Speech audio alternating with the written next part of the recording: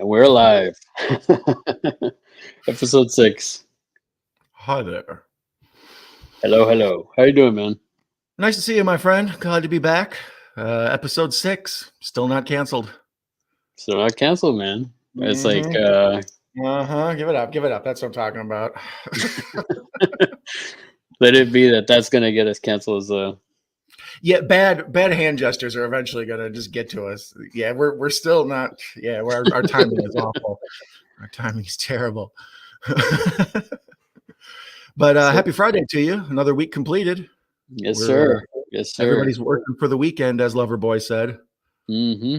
Yeah, man. I'm definitely ready. I'm ready. Where's my? There you go, sir. Cheers. There we go. Nice. Non-alcoholic, but it's more of a caffeine thing. Oh, I feel you. I got one of those here too. I keep it up. I got the spiced Coca-Cola, and nice. I keep some water. Yeah, I have all the beverages. I keep all the beverages. I'm properly hydrated. Hey, Russell, how's it going? Thanks for stopping by. Oh man, we already got people coming in here. Professor Mr. Macabro, how you doing, sir? Brody's back. How's it going, Brody? Hopefully, there you go. We'd have to start counting those too, man. Yeah, those are a new counter in the corner. No, man. So yeah, what's been going on this week? How you been doing? Oh, pretty good. Took a week off from streaming. Got to get back to it. Whenever I have stuff to do earlier in the day, it always ends up affecting the late night streams because I have to go to bed early. But next week should be relatively chill. I should have all my stuff caught back up to normal. So I picked out a handful of flicks to watch in the next upcoming week or so, and made some thumbnails. I'm all ready to roll, baby. Nice, man. How about you? I saw you published a new video today for Jason, and then sure. Did you do one on Wednesday as well? I think, or yeah, Wednesday was the unboxing from my Spirit Halloween. That's what it was. Gotcha. I know. I was like, I watched another video of yours this week as well, and I couldn't remember what it was. Yes, the Spirit. Yeah, it made me nostalgic for Spirit Halloween. I was like, oh yeah, Halloween. I'm sad. It's Halloween year round, man. Yeah, my heart goes out. Mm-hmm. No, Professor, I found a bottle of spiced Coke. Gonna mix it with some spiced rum. Oh, once I get off work. Oh, nice. Speak of the devil, Professor. There it is. They should have just called it Dr. Coke, in my opinion. Is that what it tastes like? It tastes like Dr. Pepper. Well, Coca-Cola's version of Dr. Pepper, but it's it's a little closer to Mr. Pibb. It tastes like a kamikaze. Like you maybe went 50% Coke and then like a bunch of the other flavors in the fountain drink. That's kind of what it tastes like. When you're a kid, and you're like going. Yeah, exactly. I want some Sprite and root beer and orange. And then it's like, then you find that one combination that makes sense, and like, I need to remember that. Yeah. This has got a little vanilla Coke / Dr. Pepper flavor to it, so it's not bad. I like it. It's a nice shake up. It's a little something different. Nice. Jason, how's it going? Thanks for joining us, man. It's the butt stuff of soda.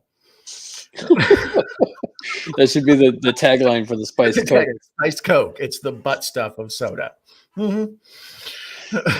Spiced Coke. Oh, when I used to drink Coke, I loved cherry Coke myself. It was a good one, man, for sure. Yeah, I haven't had a Coke in a long time, man. It's been like years. I was on a no soda kick for several years, and then just over the last couple of months, I've caught myself having one, treating myself too often. Hey, it happens, man. It happens, and you fall off the wagon, brother. Oh, guys, look, we have our special guest here today. We got Sean in the house. How's it going, Sean? Hey, what's up, guys? What's up, Don and Larry? Thanks for having me on, man. Oh, thanks for coming on, man. I finally got on the stream with you guys. I'm glad this is working out. Nice. How you doing today, Sean? All is good, man. Just was cleaning up my room today. It's about all. Did you get a new setup there? Are you in a new location? What's going on with your background? That looks all different to me. When I do watch parties, I always have it set up to the right of me so I can watch my TV. My TV's over here. This is just the corner collection. So when I'm not doing a watch party, I go back to this setup. Nice. Get two sets. Nice. Yeah, I've never seen that before. I like that. I dig it. Awesome. Yeah, Bleeding like line. if I were to do the watch parties from here, the TV would just be all out of whack. I wouldn't be able to look at the screen and the TV at the same time. So Oh yeah. I definitely feel you on that. I mean, my old setup was like, yeah, I don't know if you see my TV back there. I would just set up right in front of it. So I'm like this, like whenever me and Don were doing the watch alongs before, it's just like I'd be like every now and again, like peeking over like the camera, so it looks like I got issues with my neck or something. Yeah. yeah. But no, it's cool to Dude. get a look at your collection. You got a nice composition Yeah. there, your red lighting. You're really setting it off for us, Sean. I appreciate it. I got the Yeah. Dawn of the Dead poster in the background. Nice, very nice. Yeah, my head's kind of in the way of that right now. Oh, on the But- thing like that, yeah. Yeah, those are like mini one sheets I found at flea markets over the years. Oh, nice. Yeah, I have several of those. Those are the ones I usually when I go to cons, those are the ones I get signed. 'Cause it's Same just deal like, with me too. yeah, Because the it's big just- ones you got to roll up and carry around or put in a tube. If you can get the little one and they frame up nicely, I like them Mhm. better. Everybody's saying hi to Sean. Yeah, what's up, everyone in the chat? He's doing an interview with Perry Chen live. Oh wow, was that Nice. today? Yeah, that is tonight. I forgot. Oh man, how was your week, Sean? Everything going good? Yeah. Overall, pretty quiet. You know, just I only worked 2 days this week, but I don't. I only work about 4 days a week now. I don't work full time like I used to, but Oh. that's fine. I still pull in enough money to get by. So You still Nice, that's stripping? always good. yeah, for dollars. I'm buying that for $1. So, I meant exotic dancing. I apologize. My fault. Yeah, exactly. But Larry, you know what I actually ended up picking up recently? I was talking to you in the chat, and you were mentioning the new RoboCop documentary, and I found the steelbook at Walmart Nice. with the Peter Weller artwork there on the back. Oh, that's nice. That was the last one they had left there, and I was like, finally, I'm gonna be able to sit down and watch this thing. I'll tell you, man, it's really, really good. It definitely it made me want more. Like after, like I was bummed that it was over because I watched it on Screenbox, and Right, yeah, that's what it um, says on there. It's like a Screenbox release. So, like, I'm really surprised that this even got a steelbook, like at all. And Yeah. I was like, I actually had the standard release in my Amazon cart, and I was getting ready to buy it, but I found that at Walmart, so it was the last one they had on the shelf. nice. I didn't know they were doing it that much, like that massive a release for the steelbooks. That's really cool. Yeah, especially from Screenbox, that's for sure. Yeah. Hey Jay, how's it going? Thanks for stopping by. Where'd you get that? Hey, how's it going? Thanks for stopping by. Nice to see So, you. I guess the first topic of discussion, Sean, I don't know if you heard this already today. Blumhouse is gonna go a different direction with the next Exorcist films. Yeah, I mean, I didn't see any real news today. I didn't really get much internet time. I watched a couple of videos on YouTube. That's about all. But I didn't really, honestly, I don't really pay attention to much Blumhouse stuff at this point. Like, I don't know. I hear them doing stuff sometimes, and it's just not very appealing for me anymore. Yeah, I No. mean, I figured if anybody, you would probably, because I know you love the original so much, and it's like that's why I figured you might be interested, or like you might have like some opinions on what it might be. Because they're saying they don't even know where it's going to go right now. They're just changing course from what I read in the article a little bit. So I mean, at this point, I think that's smart for them to do. I mean, Believer was a big piece of shit. Like there was a couple of scenes that I actually was laughing at, and not in a good way. Like, I don't want to like spoil it for people, but there was like a certain death scene where I was like, "You fucking kidding me?" Like, they actually just did that. Like, this is making me laugh. Like, at how awful I'm watching this right now. Just watching how awful everything unfolds. Like, it's just, I don't know, man. Like, it's the beginning of Believer. I was like, I don't know what people are talking about. It seems like it's got a fairly good start, but it's real similar to Halloween Ends, how that plays out. Like, I actually thought Wow. at the beginning, like about a good half hour of Halloween Ends was fairly interesting, and then it just spiraled. Yeah, I felt this. I felt that way about Halloween Ends, where I was like, "Oh, there's some elements here that I was like, oh, this is interesting," and then it almost like they got lazy at the end, or right at the halfway mark, they just kind of like, "Okay, what do we do? We gotta do something," and then all of a sudden they're just like, let's do this," and then you And know, like even like the Halloween 3 opticals at the end was kind of like, why? Like, why is that even there? what, I don't. what about you, I Don? didn't. I didn't see Exorcist Believer, but I heard nothing but bad stuff. Most of the pictures I saw looked decent, but it seemed to me that after all the bad publicity, they would have to go a different direction, or at least announce they were going for a different direction, because people were not excited for whatever was coming next. So I feel like it's almost lip service. Like they're just putting out this announcement, like, "Hey, when we finally do release this movie, please go see it. It won't be like that other one." You know? Yeah, I don't understand like getting ahead of themselves with these 3 picture deals. Like, why don't you do one at a time and see how things play out, see if it's worth doing the other films?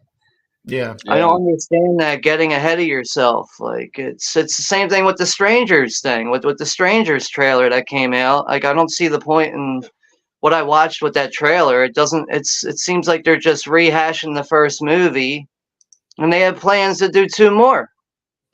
The movie's not even out yet. We're only settled on a trailer right now. Yeah. Well, Well, I especially just don't Blumhouse. understand this. Like with anyone, like even besides Blumhouse, just like any company that's gonna get ahead of themselves with multiple picture or multi-picture deal, I don't really understand that, especially in today's standards of filmmaking and how a lot of things Yeah. are just really based on streaming. yeah. Well, it's kind of like with Thanksgiving, they they put it out. They saw how it did, and then a few months down the line, hey, we're gonna do a second one. It's been greenlit. I mean, they need to do more of that stuff. But Where if it's like just a like, Yeah. huge company like Warner is going to put out Dune 1 and then wait to see how it does before they'll even agree to Dune 2, why is a company like Blumhouse that puts out $8 million movies, why are they planning trilogies and shit? Like they're supposed to be conservative and like plot their, pinch their pennies. Like why are they spending like crazy without any good thought ahead? It seems like they would have to have a better Yeah, plan. that's definitely a good point. I mean, I don't know, man. It's just like even like the way like the Crow is gonna be looking right now, just like the look of that. It's like well, I Mhm. just don't understand what a lot of these studios are really doing or relying on. It almost seems like they're just going, "Here's a bunch of money, go do something right with it." Like, oh, Yeah. okay. Like, you sure you have the right people? It seems like just oh we found a company to focus on these old franchises that we don't want to focus on. Yeah, yeah, everything is a franchise, you know what I mean? Nothing can be The Exorcist and it was really good. It has to be a 3-picture arc that's going to last for 2 years or 3 years and they're going to, make us so much money. It's like just make a good movie and go from there. I think that's Yeah, why. I think that's what they're thinking. There's like, oh, we can bank on the name alone.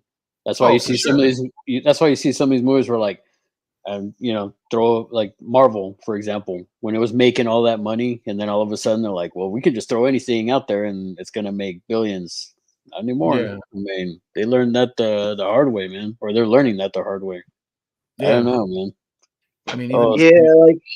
Like even when before Believer came out, they announced the 3 picture deal. I felt the same way as soon as I heard that. I was like, why are we getting so far ahead of ourselves on a three yeah. picture deal? We haven't even seen what the first one has done yet. yeah. I never saw it. Like I said, did it feel like there was an arc of 3 stories there? Like did you feel like there was more left to happen after that first one? With Believer, Yeah. that's hard to say because I just didn't like the movie. Like, I think there is. I mean, if you're gonna focus on like the main character, like the black guy that's in it, which I thought his acting performances throughout it sold it. It kind of helped the movie, but everything surrounded him is just like, what the fuck? Like, Yeah. That's what The I whole mean. idea with the twin kids and the fact that we're not going to rely on the church, we're just going to do it on our own is like, what? Get the fuck out of here. No, that's what I was hearing, that the dad was actually the best part of it, but that everything Yeah. else was just like a train wreck, And I then like like Sean's idea. the Exorcist father 2. of the other girl is like the whole time he's like spazzing out and just being a little bitch about the whole thing, and he's just like, I mean, his character has some relevance like a little bit later once he's done being a little bitch, but it's just like it's just a bad movie, dude. Just there really was a couple of times where I'm like trying to hold back laughs, like, wow, this is really going on right now. And I mean, there's also a popular character in it who just totally gets disrespected. I'm not going to try to spoil any more than that, but it's just like, what the fuck, man? You guys had some balls with this movie. They're trying to be, what's that phrase? Subverse expectations, I guess, You right? got to subvert the expectations. Yeah. I like Sean's idea. I think the second one should be Exorcist, get the fuck out of here. Yeah. Get the fuck out of here. I mean, from what Sean is saying, I mean that would probably be a way better movie than Believer, right?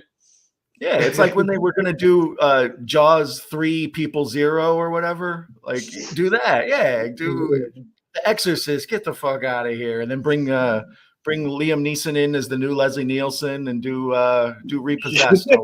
Right? It's like, yeah, and it'll end up being Repossessed. And like his promo shots will be him with crossed arms holding crosses like this. Gangster ass, yeah. I have a special set of skills.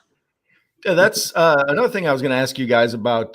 Did you see that they're remaking The Naked Gun with Liam Neeson as Leslie Nielsen? Or at least that's what the internet be saying.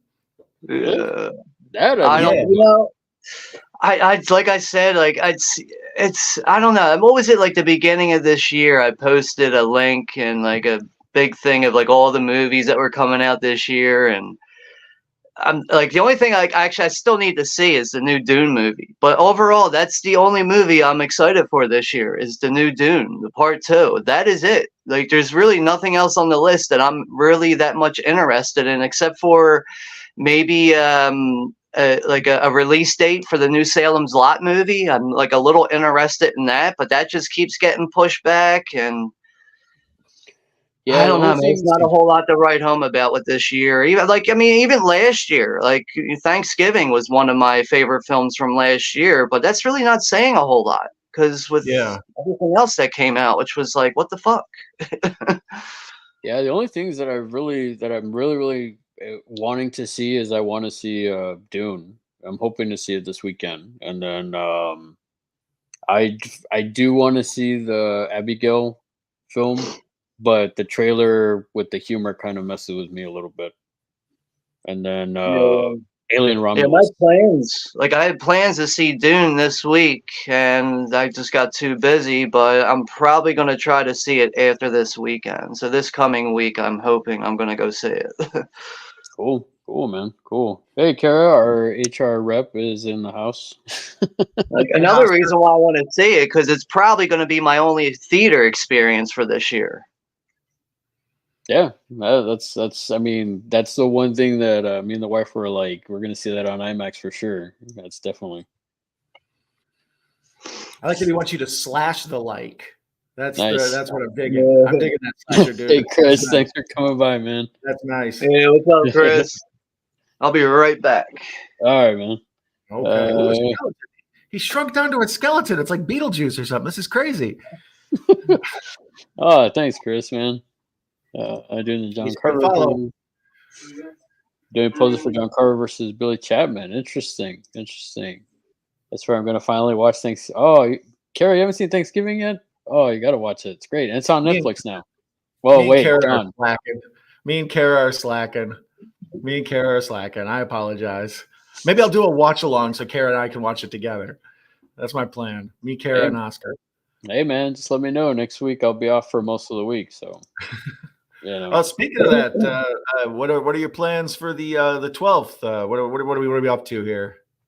So for I guess we can talk about it now. I mean, so the 12th we'll be doing a live stream, just sort of a hangout sort of thing for my birthday. So I, as of What's your right now, birthday? yeah, March 12th on On Tuesday. the 12th. That's Tuesday, funny. coming That's up. also Russell's birthday over at Texas Hardcore 65. And we got Dang.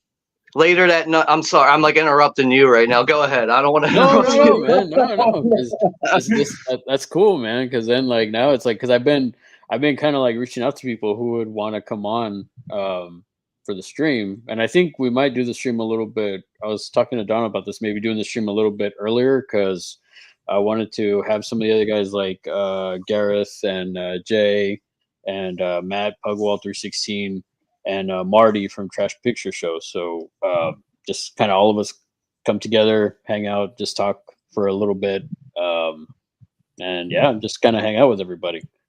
So yeah, I mean, you're welcome too, Sean, if you're available. And yeah, I mean, Yeah, I'll be hey, available that night, but at 10 p.m. we're going to be doing a watch party for the Warriors. That's for Russell's birthday. Good. see, Did he pick that? Is that Yeah, Russell's he pick? requested that. That's why we scheduled that. Nice. Good pick. nice, Good pick, Texas. nice. I was definitely, I had a list of films, and I was telling Don and Matt about, and I was like, well, do I really want to do a film? I feel like we'll be talking about the film. I'd rather just us just kind of hang out and do a, maybe like something like Oh, this, okay. you know? I forgot. We're still in March right now. So your birthday's March 12th? Yeah. Or is it Yeah, April? this Tuesday All right, coming so up. his birthday is April 12th. Never mind. I Oh, got okay. dates all mixed up there. I'm so sorry about that. Russell he just corrected me down there. I was like, fuck. All right. I'm getting far ahead of myself, just like Blumhouse, aren't I? With a multi-picture all right, Russell's sorry about birthday. that. Get the But yeah, fuck his out of here. birthday is April 12th, not March 12th. All Okay. right. Okay. So now we can space the cake out. We don't have to order two. Nice. Yeah. I don't know how I fucked that one up. I forgot it was the beginning of March here. All right. It's because everybody's looking ahead towards Halloween, so everybody wants to get there already. Yeah, that's right. Today's like the 8th or whatever, 7th or 8th. Yeah. Mhm. Shit. Jay makes good points. What's a genuinely scary movie that you guys like that's always stuck with you? Ooh. I'm trying to think of what the last one I saw was. I'm trying to. I mean, probably goes all the way back to the first Terrifier. The last time a movie really like now that was a good scary movie I need to tell other people about. Like everything else, like I liked Evil Dead Rise, but a lot of people didn't. And I didn't like it enough to go singing its praises. But like Terrifier, I told all sorts of people, you got to check out this Art the Clown movie. That's good. But it's been a minute since I've seen anything that I was like genuinely impressed by and like made a memory on me. What about you, Larry? What have you seen most recently that you thought was notable? I mean, recently, my like I mentioned before, my favorite was When Evil Lurks last year. Oh That yeah. It stuck with me in the sense that I was like, wow, they went there, they did that. I was just thinking about that movie before you mentioned it. I was like, that one's I remember that one definitely lingered with me. See, I gotta watch it. That's been on my queue for a minute, and I still haven't seen it. I got it. Okay, you've talked me into it. I will watch I'll watch Evil Lurks, and then I'll watch Thanksgiving 1 and 2. Yeah, there you go, man. Just do a double feature, double one after the other. See how messed up your mind gets after that. Yeah. No, if I had to go back in a movie that messed with me a lot, like back in the day, was Event Horizon. Just the whole, it was like the gruesome parts of it, or just because I going into it, I thought it was just like, oh, I'm gonna watch a sci-fi movie because the trailer was very, like, oh, I'm just gonna watch a sci-fi movie, and then I was just like, holy crap! And even afterwards, I was like, for the longest time, I was like, man, this movie really, I don't know, just all the horror of it, the I guess the mutilation and stuff. All that stuff was really messed up. Like, yeah, that one. No, that one. What about you, Sean? I mean, as far as like growing up, like like The Exorcist and like Elm Street movies are definitely things that screwed me up in certain ways. Like even the original Salem's Lot, when we finally get to meet Mr. Barlow in that prison scene, like that fucking scarred me really bad. Mm-hmm. Like I remember just being completely calm and watching that film, and out of nowhere just feeling nothing but like just sheer terror for the rest of the night.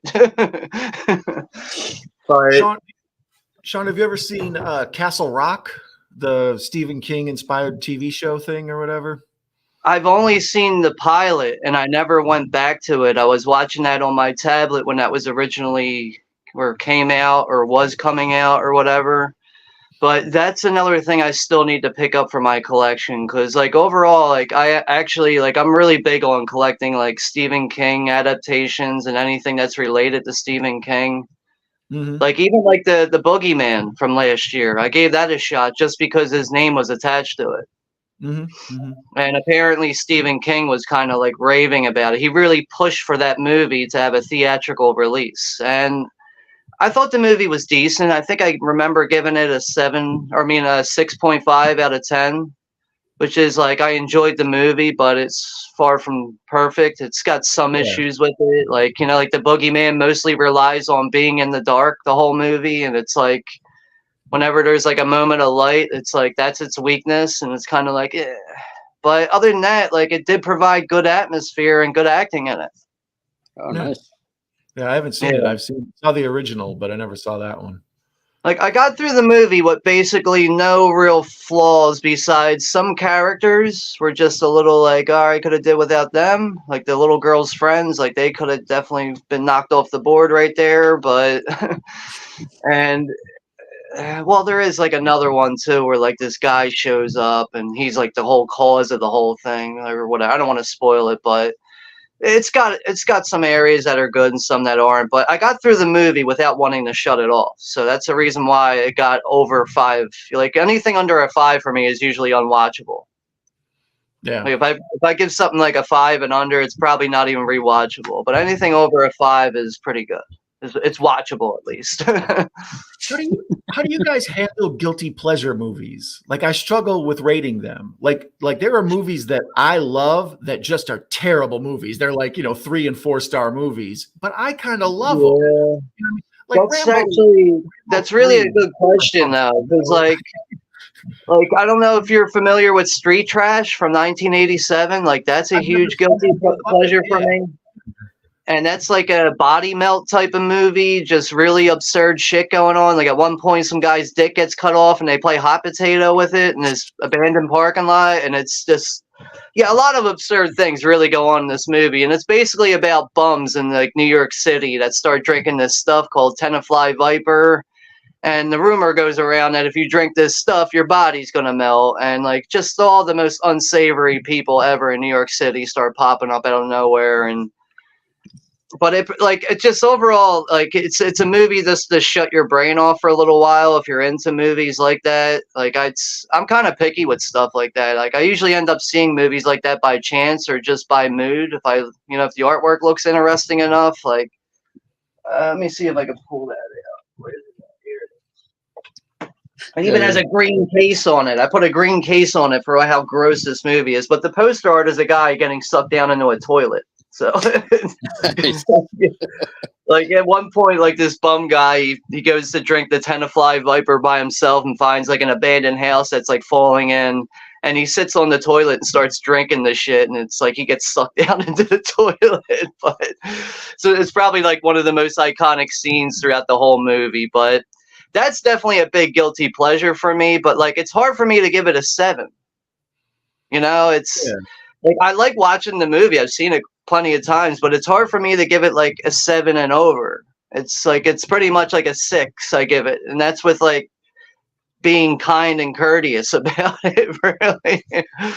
Yeah, but that's what I mean. I struggle with there are movies that are their production value and the acting quality and just the movie itself is very it should be like a 3 or a 4 on my rating scale, but I personally enjoy it. I've watched it a bunch of times. It's like, so is that a 6 or a 7? Like what is that? Do I give a shit movie an 8 because I enjoy it? Like I don't know. ever how to fairly rate those kind of movies, like guilty pleasure flicks. I Yeah, mean, like, I mean, as far as like wanting to go back and watch them, like, I mean, I would say I would probably consider myself a pothead. I smoke weed not every day, but like fairly often. So like that also helps me to watch movies like this. I will sometimes it'll be late at night. I smoke a vape and I sit down and watch a movie like Street Trash, and I have a good time. That works. What about you, Larry? You give things a high rating that maybe don't deserve them just because you love them, or are you fair about it, or what do you do? oh yeah, man. I'll tell you straight up. Like my one of my many guilty pleasures is Biodome, and like Pauly that. Shore and Stephen Baldwin. Yes,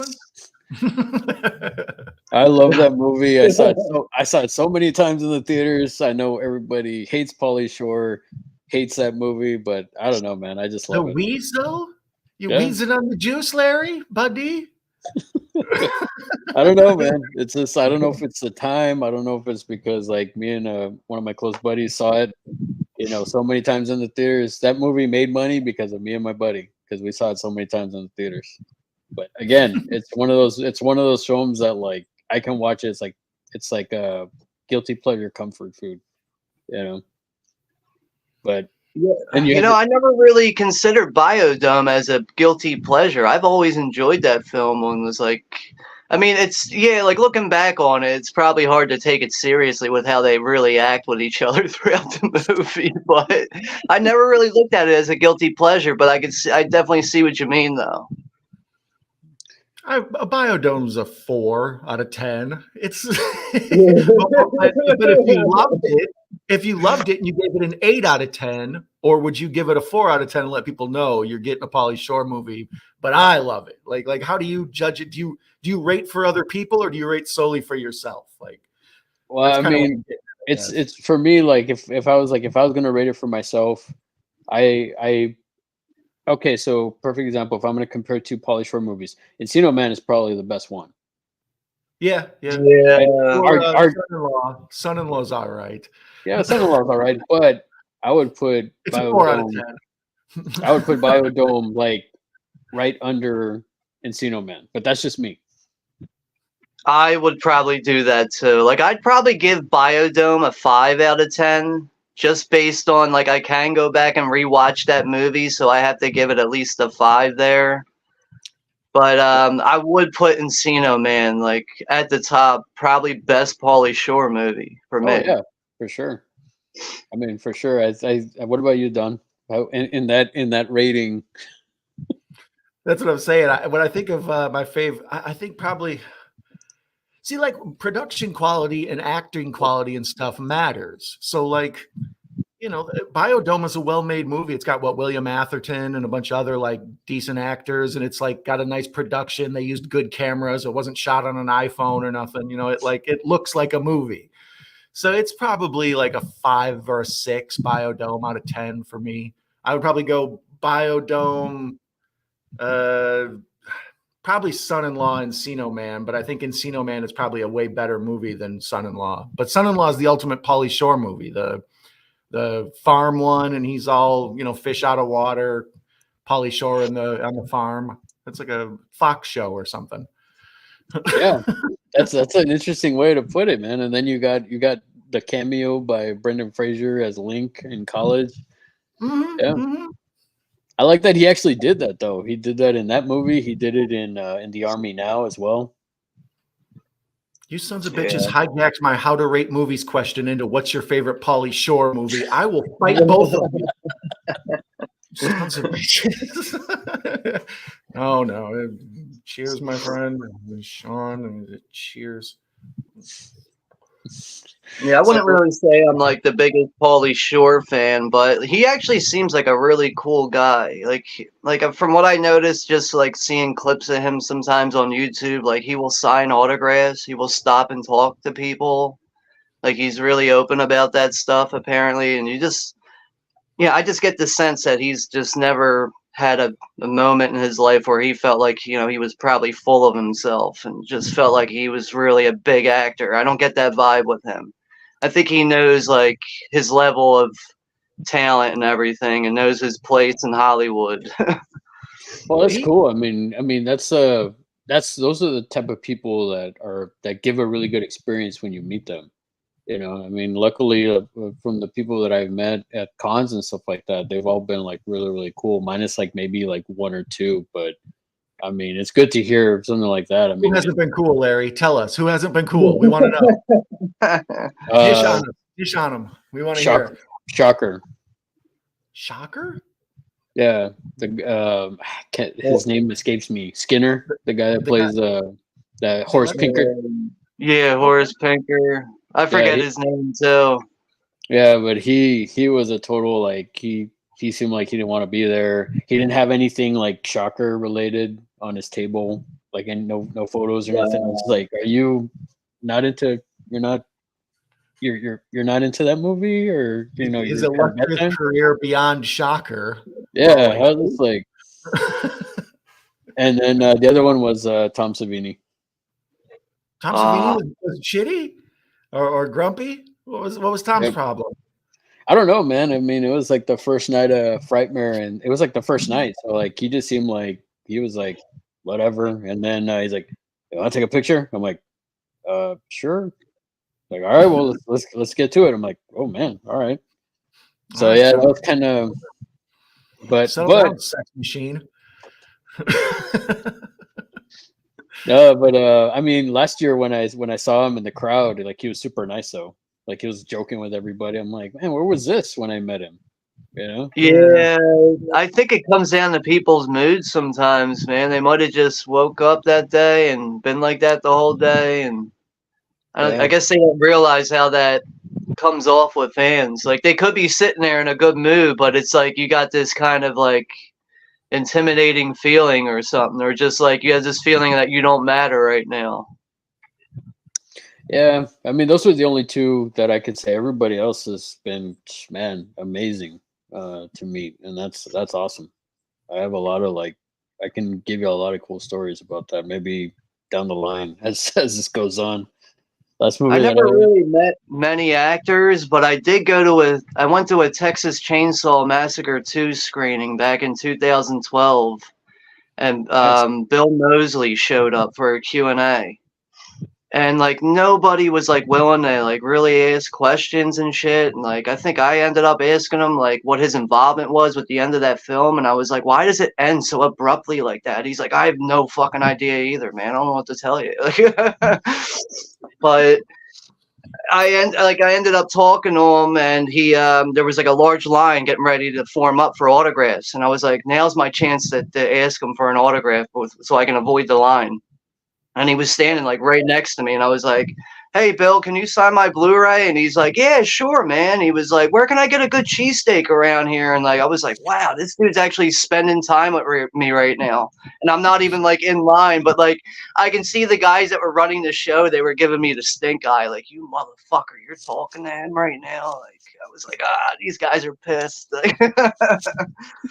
But it was like I took advantage of the situation because I was so close to him. I was like, hey, Bill. And he was like, oh, hey. And like, it was just like really unexpected. I was already like waiting to like, or getting ready to walk away. And he was still talking. I was like, oh, okay. He's going to spend some couple minutes here to talk with me. And he signed my Blu-ray, and I avoided the line. Nice, those are always the cool ones, man. Yeah, actually, Brody in the chat, didn't he meet Bill Moseley last weekend? Wasn't he on his way to some convention, I believe? Yeah, Brody, if you're in the chat, let us know how Bill Moseley was, if he was cool. Like I don't know if I called him in a good mood. Like the whole time, he like the Q&A, he seemed like he was really upbeat and a good mood. But it was just like, why are people afraid to ask questions? There's enough people in this fucking room right now, like.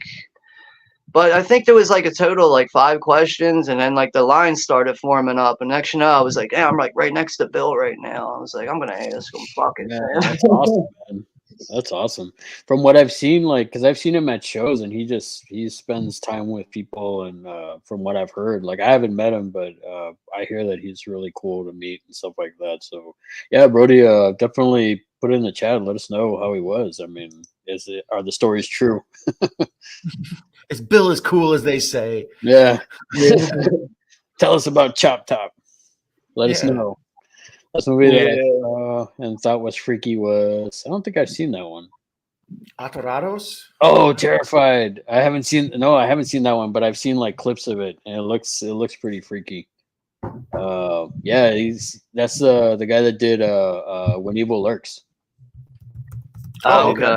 So I need to go back and watch that one. I saw like a scene of it, and it looks pretty creepy. I need to, yeah, that's definitely one I need to get to, Professor.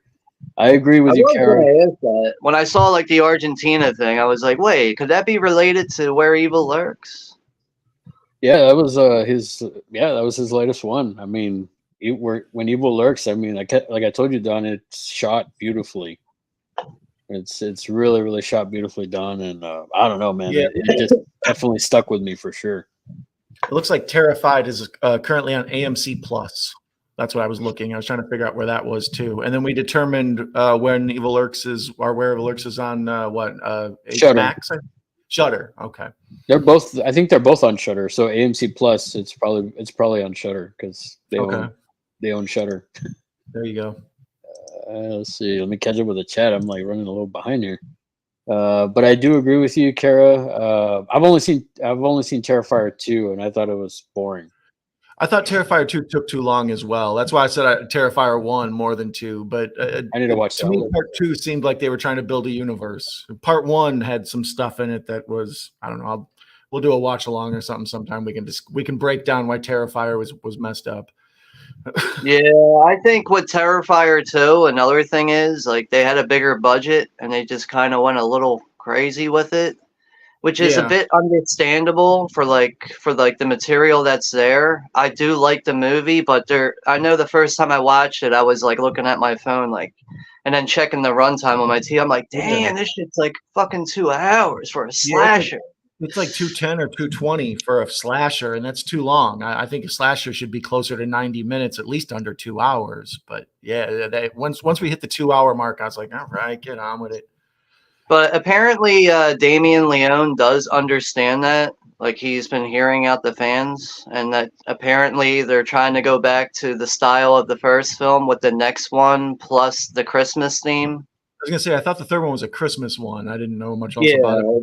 It's supposed to be a Christmas horror movie with Art the Clown or whatever, but apparently Damien Leone is aware of the small flaws of part 2, and they're going to focus on going back to the style of the first movie. So whatever that means exactly, if it's going to be like, typical slasher runtime at like an hour 25 or an hour 30, or I don't know exactly what that means, but everything that's lined up for part 3 sounds really good right now.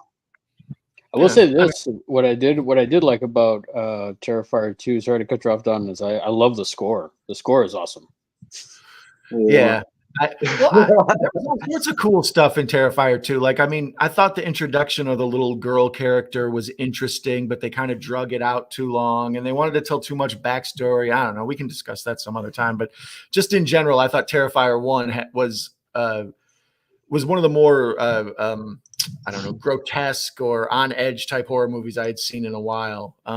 Like we had discussed Pearl and that whole trilogy, and I'm not sure I would recommend that to everybody. As where Terrifier 1, I think most horror fans will see what they were trying to do there. Kind of a Nightmare on Elm Street, Texas Chainsaw, just brutal, throw blood at the screen type movie. But yeah, the first movie there, like Terrifier, not the Hallows Eve or whatever. Like that movie is just really does take it to another level. I know the first, like the one scene that really sold it for me, and when I was like, holy shit, they went there, is when he's wearing that dead girl's skin after he fucking cuts her up and skins her, and he's walking up the steps wearing her fucking skin. I was like, wow, like a movie went there. Like it actually looked like, like it looked legitimate. Like it really looked like he was wearing somebody else's skin there. Like, and he's like walking around like he's being beautiful on her skin.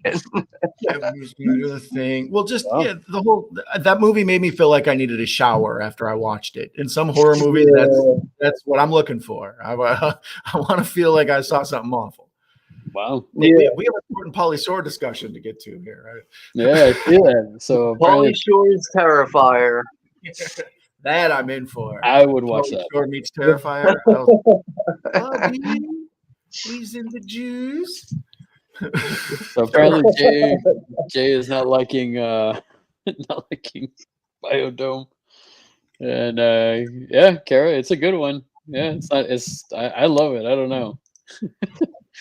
We got a rousing conversation here in the chat about Pauly Shore stuff. So, Hatchet headphones, man, is only better because Pauly Shore is listen. Pauly Shore's not funny. I mean, overall, like I got annoyed by him pretty quick. Especially all of his appearances and stuff like that in like MTV. It's He was a character. Andrew Dice Clay, Pee Wee Herman. Some people just play a character, and Pauly Shore was a character, and he kind of wore out his welcome and disappeared. Went straight to video like Steven Seagal. Yeah, overall, I can only really say I like a few Pauly Shore films, like the ones we just talked about with Biodome and Encino Man. But like, if I were to look at everything he's done, do I like him really?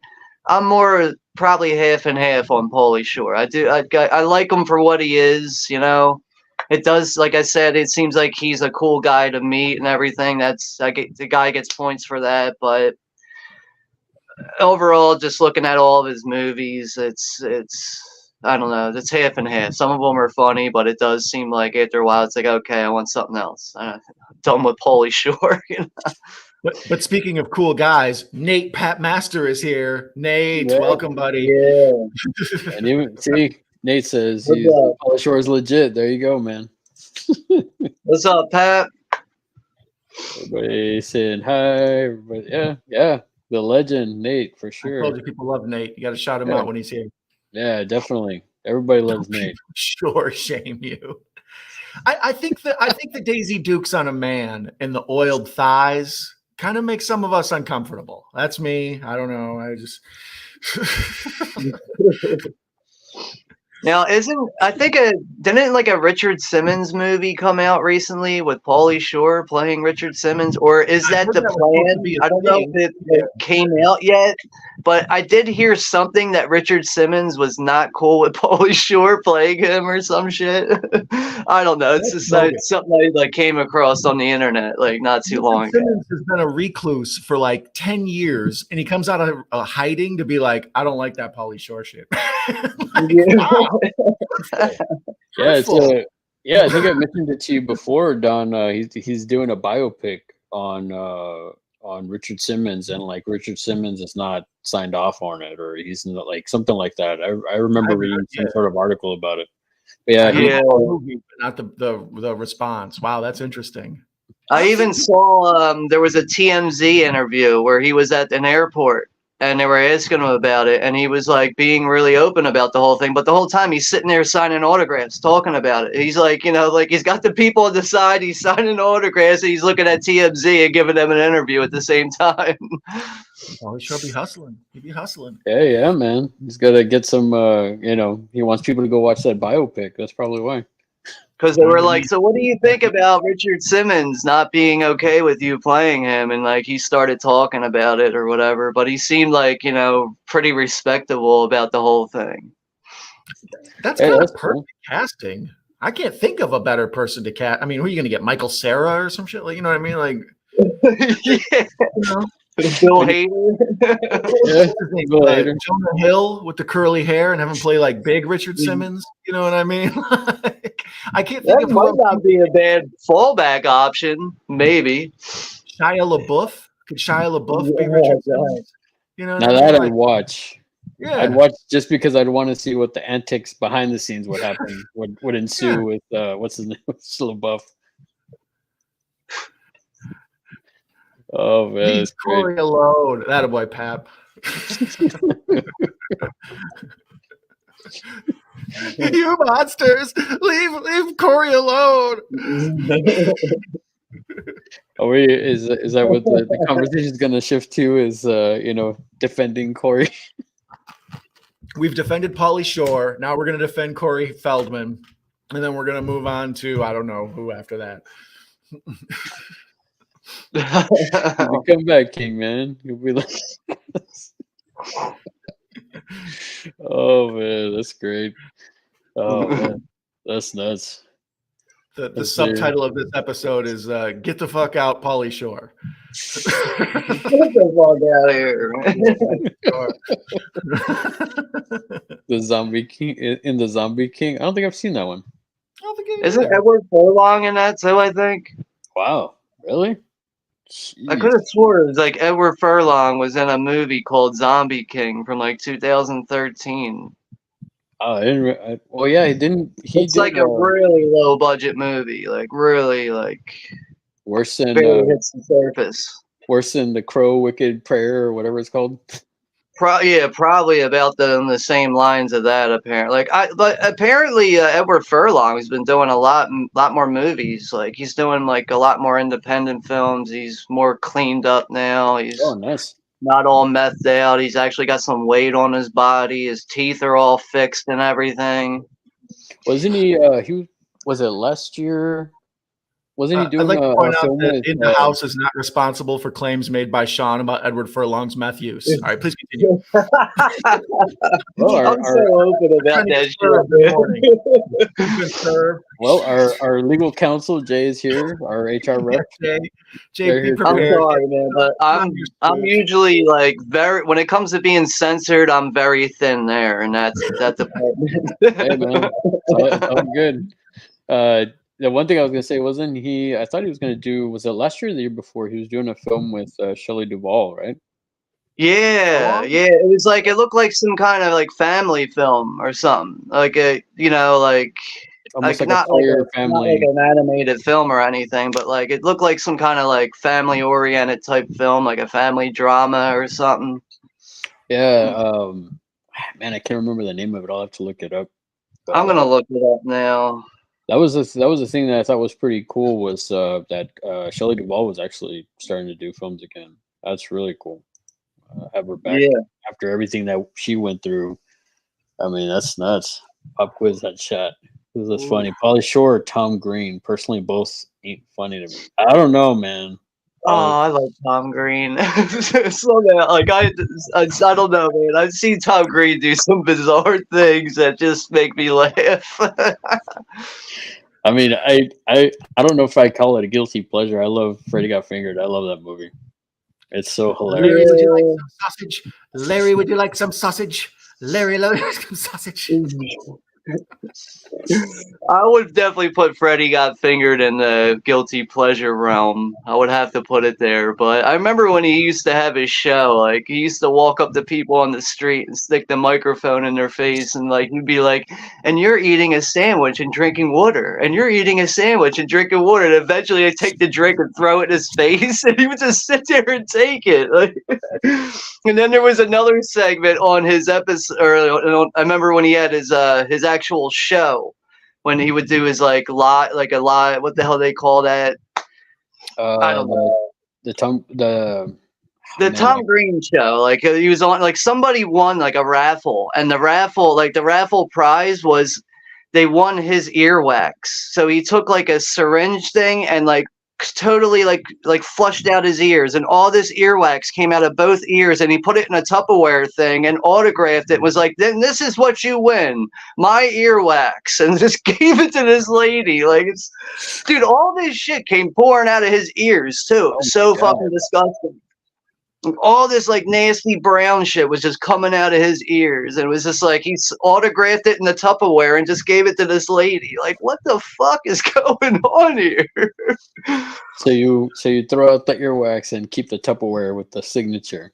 I hope. Yeah, right. I hope. But my God, like they made like this whole raffle, like it was like elaborate thing. Like the whole episode was like, and who's gonna be our winner tonight? And this lady won his fucking earwax. So it's just like, what the hell? I like how Don is just like trying to fathom, like you're trying to put that into get a visual on. No, there's a whole 12 Angry Men going on in my head where I'm having a debate over Pauly Shore versus Tom Green. You can see me like there's like the thought bubble above my head of them two duking it out as I figure out. I think Tom Green I enjoy probably more just for shock value because you never can tell what that dude's going to do. I think once you've seen Pauly Shore once, for a half hour, you kind of get it. you just understand he's going to be the weasel, buddy. And, I mean, anybody can do it. But if you told me Tom Green was off somewhere right now, like biting an umbilical cord, I'd be like, yeah, that sounds like Tom Green. Yeah. So, Yeah, I'd believe that. I'd be like, well, where is it? Where can I watch that? yeah, it's a live stream or Oh man, that's great. See, Russell would agrees with you. Michael Cera would be cool as Richard Simmons. Well, I was trying to think of someone skinny, like someone who could play like the skinny kind of hyperactive aerobic guy. That Michael Cera was the only person that came to mind, but especially since old boy was busy doing the Crow. So, Oh God. Yeah, it's like that one. Super Bowl commercial they recently did. It almost looks like it could be for the Crow. Yeah, where he's got a beard and stuff. I didn't even recognize him. Yeah, the CeraVe lotion or whatever. Jim, what's up? Hey, Jim, how's it going? Thanks for stopping by, man. Let's see. Kind of catch up with the chat here a little bit. This is always a good choice. Yeah, that's a good one. I definitely Beavis and Butthead Do America. I haven't seen the new series. There's two. Yeah, Shelley Duvall, she's coming back. I mean, hopefully she gets more opportunities to do more films and stuff like that. I'm really looking forward to seeing her back.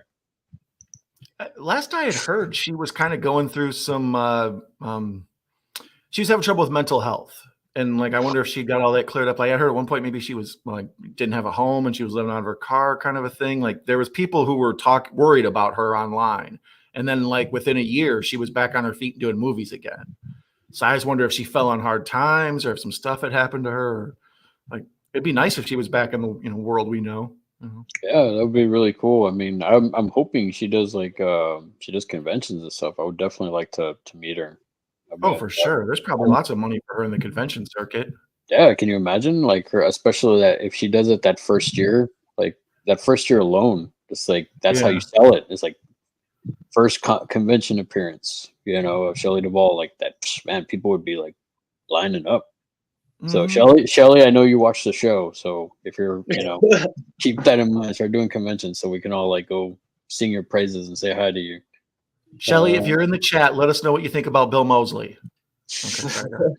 Okay, and Tom Green. And Tom Green. Who's funnier? Give us your thoughts, Shell. But apparently that movie with Edward Furlong is called Heart of a Champion. With Shelley Duvall. Oh, I'll have to check. Did it come out already? Yeah, it came out last year. Oh, okay. All right, so it did come out already. Yeah, I had only heard that they were doing a film. I just didn't know when it was coming out. I'll have to take a look at that one. I know absolutely nothing about it, and it sounds god awful. Heart of a Champion with Edward Furlong and Shelley Duvall. No thanks. I don't know what it was. Actually, what it was, I remember now. I was watching something on Edward Furlong on YouTube. And they were going through like how he used to be an addict and now he's cleaned up, and they were talking about like his newer films, and that's how they mentioned the new one with Shelley Duvall. And I saw some clips from it, and it does look like something I would never watch. Wow. Heartstring dramas are rough. You know what I mean? Like I struggle with melodramas. If you told me they were both in a horror movie together, I'm in. But a family drama. So, Five Nights at Freddy's, Kara is wanting to know. I haven't seen it. I had no interest in seeing it. I heard bad things. I already saw Willy's Wonderland. I was fine with that. I feel the same way, I think, honestly. Like, the poster art's not, like, I don't know, man. I'm just not into, like, Chuck E. Cheese animatronic horror films. I don't know. Just don't care. I liked Willy's Wonderland.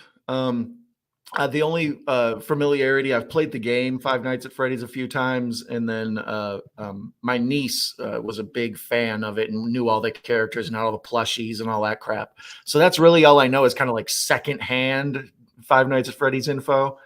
But I thought Willy's Wonderland was really good. So yeah, like how do you go a whole movie without saying anything? That's just, I mean, that's what I liked about it. He's doing like a silent film performance, and it's almost like an Evil Dead type movie where he's cleaning up this blood-soaked restaurant and he's making it like spotlessly clean again and stuff. There was good humor to it. I can't vouch for Five Nights at Freddy's being funny though. So Yeah, I don't know about that. And then him saying Kara no.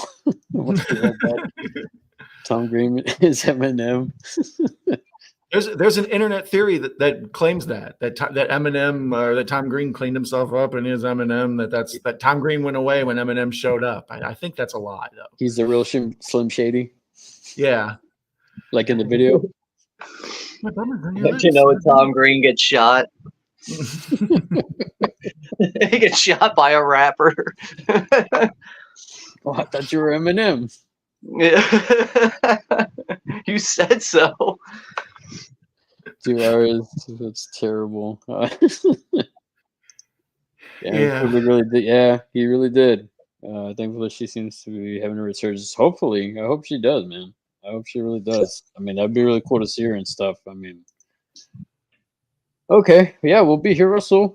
I think we'll be probably here for another, probably another 30 minutes or so. We don't want to keep everybody too long.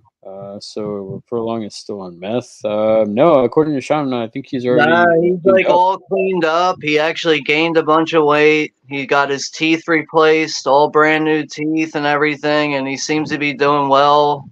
I know he had a kid with somebody, and I think the girl had a restraining order against him. So she was also an actress too, but I forget her name. But apparently he's like got some kind of custody rights to his kid now. I think he sees his kid like every other week or something. Like I don't know all the ins and outs. I just remember watching a video recently about him. But like I was always aware that, of his drug use and his downfall, which was pretty much like right at the end of the 90s. Oh, wow. That's when he started dabbling with, certain things and hanging out with the wrong people and spending his money on stupid shit, and everything spiraled for him. I guess after Detroit Rock City, or probably about around that time, actually. Like somewhere around that time. Around that time when he grew his hair out and he got a little chubby cheeked and stuff. He looked like he was partying pretty hard around Detroit Rock City. Like he's definitely chubby now, so like I would definitely put him in the chubby realm.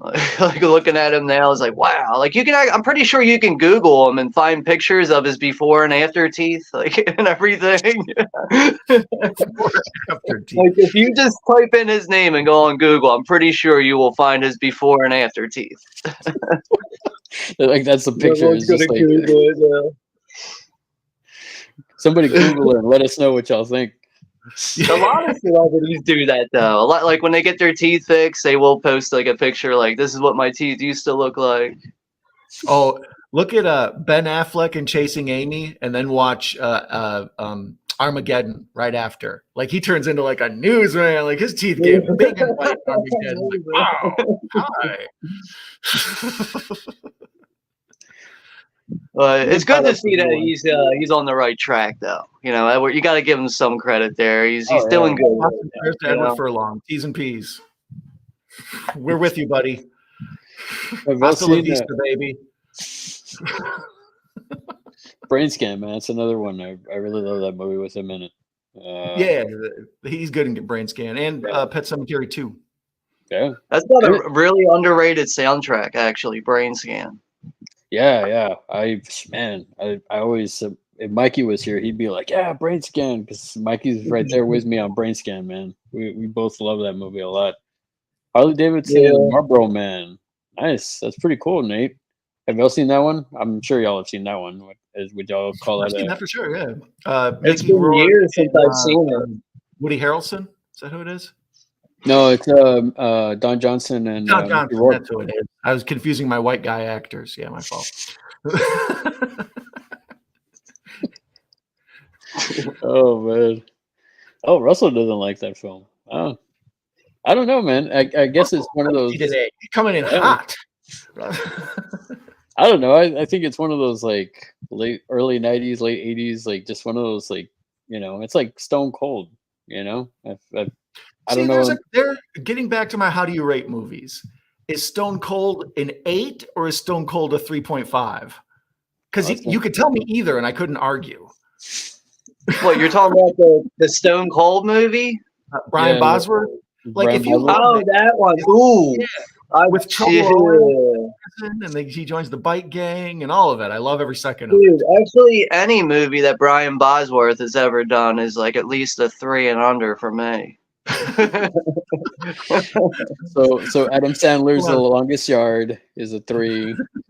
Yeah, I was gonna say how about his long movie list. Any movie Brian Bosworth is in, fuck that guy.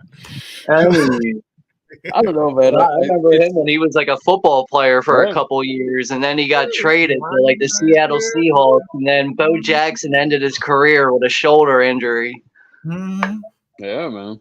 Yeah. He Oh, tried. man. He tried to let Bo Jackson just go. He was like, he went up 1-on-1 against him and was like, "Come at me, bro!" And fucking Bo Jackson just mowed him down. Yeah. Oh yeah, man. I wouldn't mess with Bo. No way. Like there was a documentary on ESPN about Brian Bosworth and how like his shoulders were already messed up before he was drafted. Like he destroyed himself in college. He played way too hard in college, and by the time he was drafted, he was already like a 60-year-old man. Like a lot of like the trainers were like, "Dude, you're done. Like you just got drafted. You're not even 1 year into your career. You're already done, dude." Dang, man. See, Russell's back. He liked Willy's Wonderland. That was good. But going back to Stone Cold, I don't know. I love that movie. I mean, Well, it's that's what I'm it's saying. It sucks. And I love it too. So is it a You know. 4 or is it an 8? I don't know. It's, you got- it's a good one to mention for this topic with guilty pleasures. that's for sure. That's why I It really is stopped a good again. I was one like, to yeah, that's what I mention, mean. but, Yeah. When his movies are really like cool, drawing the line with watchable, really close there. Did you ever see the old school movie from the 80s, The Ice Pirates? Did you ever see Oh, that yeah. one with Robert Mhm. Urich? See, to me, that's like an 8. But if somebody else told me it was a 3, I wouldn't argue. I'd be like, yeah, it is pretty shitty. It's space herpes and stuff. But I love it. That's what I mean. I don't really know how to judge those. I don't know what to classify them as. I guess a 5. That is tough, man. I feel like a lot of guilty pleasures in general will really change on my mood. Like sometimes I'm really into them, and other times I'm like, "What the fuck was I thinking?" Like, you know? Well, I have no regrets for Biodome. I love that movie. Or Stone Cold. I love that movie too, man. I don't know. It's just there's some that I just like. You know what? I can't. Now, if somebody likes somebody likes Double Dragon, then there's something wrong with you. That Yeah. I draw the line at Double Dragon. Like that There's movie. another okay, Street Fighter. Did you ever see Street Fighter with Raul Julia? Yeah. Is that an Yeah. 8 or is that a 4? That's could tell tough, me either. man. You can tell I'd me probably put that at 5, just based on on Julia being in it. Like his performance kind of helps the movie, really. Yeah. I mean, seeing that's him the as thing. Bison, yeah, that's. I mean, he was the best part of that movie, especially If like you told me for me, it Raul was a Julia, Tuesday. if Raul Julia was the reason you gave that movie like a solid 7, I couldn't argue. But if you told me it's like a 4 movie, like it's not a very like you would love the Street Fighter, it's like it's an acquired taste. So, Like since we're on that topic, what about Super Mario Brothers with Dennis Hopper? yeah, that's another one. Yeah, that's another From one. production level and film quality and everything, it's probably a 4. But my personal taste, it's like a 6. You know, I've seen it a bunch of times. You know, I'd probably put it at 5. I feel like the way the film looks, the production of it and everything, like almost reminds me of like a Teenage Mutant Ninja Turtles film in a way. Like everything's there. It looks good, but it's just everything that happens in it is like, what the fuck? Well, see, what's interesting about that is even like I think one of the production designers on that was they were a production designer on Blade Runner. So it's like if you look at the world in Dino Hatton or whatever it's called, I mean, it has a lot of elements from like it looks like it could have been like something out of like Blade Runner, the dystopian part of it. And when I found that, I was like, oh, that's kind of interesting. But that was the thing. Like people crap on that. People crap on Street Fighter, but I never hear anybody talk about Double Dragon. Like that's the one movie I cannot watch. I tried to watch it after seeing it so many years later. I was like, you know what? Maybe I've judged this too harshly. No, I didn't. It's bad. I think something bad happened to you while you were a kid and that was on. That's what I think. I think you're traumatized by Double Dragon for life. I don't know. Well, it would have happened. It would have happened in the theater, man, because I only saw it in the movie theater. I was so excited, and then I was just like, "Oh my god!" Larry's tombstone is going to say, "I'd rather be here than watching Double Dragon." Yeah, I don't think I hear many people ever mention Double Dragon. Really, like those films are. I think we all know like a lot of. There's really not one good Mortal Kombat film really out there, but Double Dragon really is just like a whole different film. But like just just adding in like Mortal Kombat films too. Is there even like one good Mortal Kombat movie? I would argue the first one. That original first one is probably, and the soundtrack is awesome. Yeah, like I'm thinking about that now. Like the first one, like even the look of it was right, but just the way the movie plays out is like, shit, could have been so much better here, man. If they would have had like, have you seen the I guess the remake, Sean? No, I'm aware of it. I haven't seen it though. Don, like I'm actually like nowadays I don't really watch many superhero comic book or video game type of movies. Very rarely I see like I'm just a lot of it's not too appealing to me anymore. Besides what I really grew up on. Just like actually I watched you remember the Spawn movie from the late 90s? Remember that? Like I actually finally watched a director's cut of that. For the longest time I only had a standard cut. And I finally watched the director's cut like a few months ago and was like, man, like somebody needs to really remaster this movie on Blu-ray or 4K or something. But like, I almost like, I feel like at this point with Spawn, it's kind of like a dead franchise. I feel like it'd be wise to do a remake at this point. Well, they've been trying to. Something for it. They've been trying to. I think, was it Jamie Foxx was actually tied to it, wasn't he? For a while. He was going to play. See, that I don't know. Like, I haven't heard much about Spawn over the years, man. Like, I remember, like, it was really something that came and went. It was like a late '90s thing. I remember I actually had the toys for it, and it used to come in those big bubble plastic things because they were really big toys. Yeah. Yeah, those McFarlane toys and stuff. Those were awesome. Yeah, like I remember like collecting those, and like by the time like 2001 came, it was like Spawn's kind of history. Like it was like it's something that was like in style at the time, and just kind of came and went. Yeah, because you had the movie, you had the animated series on HBO, which was amazing. And, actually, I forgot about that. I would love to go back and watch that. I don't own that. I only own the actual film itself, the Warner Brothers film. Yeah, the animated series was really good. I think the last that I remember is that if you follow Todd McFarlane, he actually he'll say like, "Oh yeah, more news from the Spawn film. It's gonna happen," but he keeps saying that like year after year. Oh, it's gonna happen. We're finally gonna happen. It's gonna happen. Jamie Foxx is tied to it. That was the last I heard. I haven't heard anything since. But I mean, just based on that, like that sounds like they're serious. It's just that they're having some problems. Probably with investors or so, who knows what the fuck it is. At this point, isn't Jamie Foxx too long in the tooth for that? Like him and Will Smith and that whole generation are probably a little too old to play Spawn. Wouldn't it have to be like Michael B. Jordan or somebody now?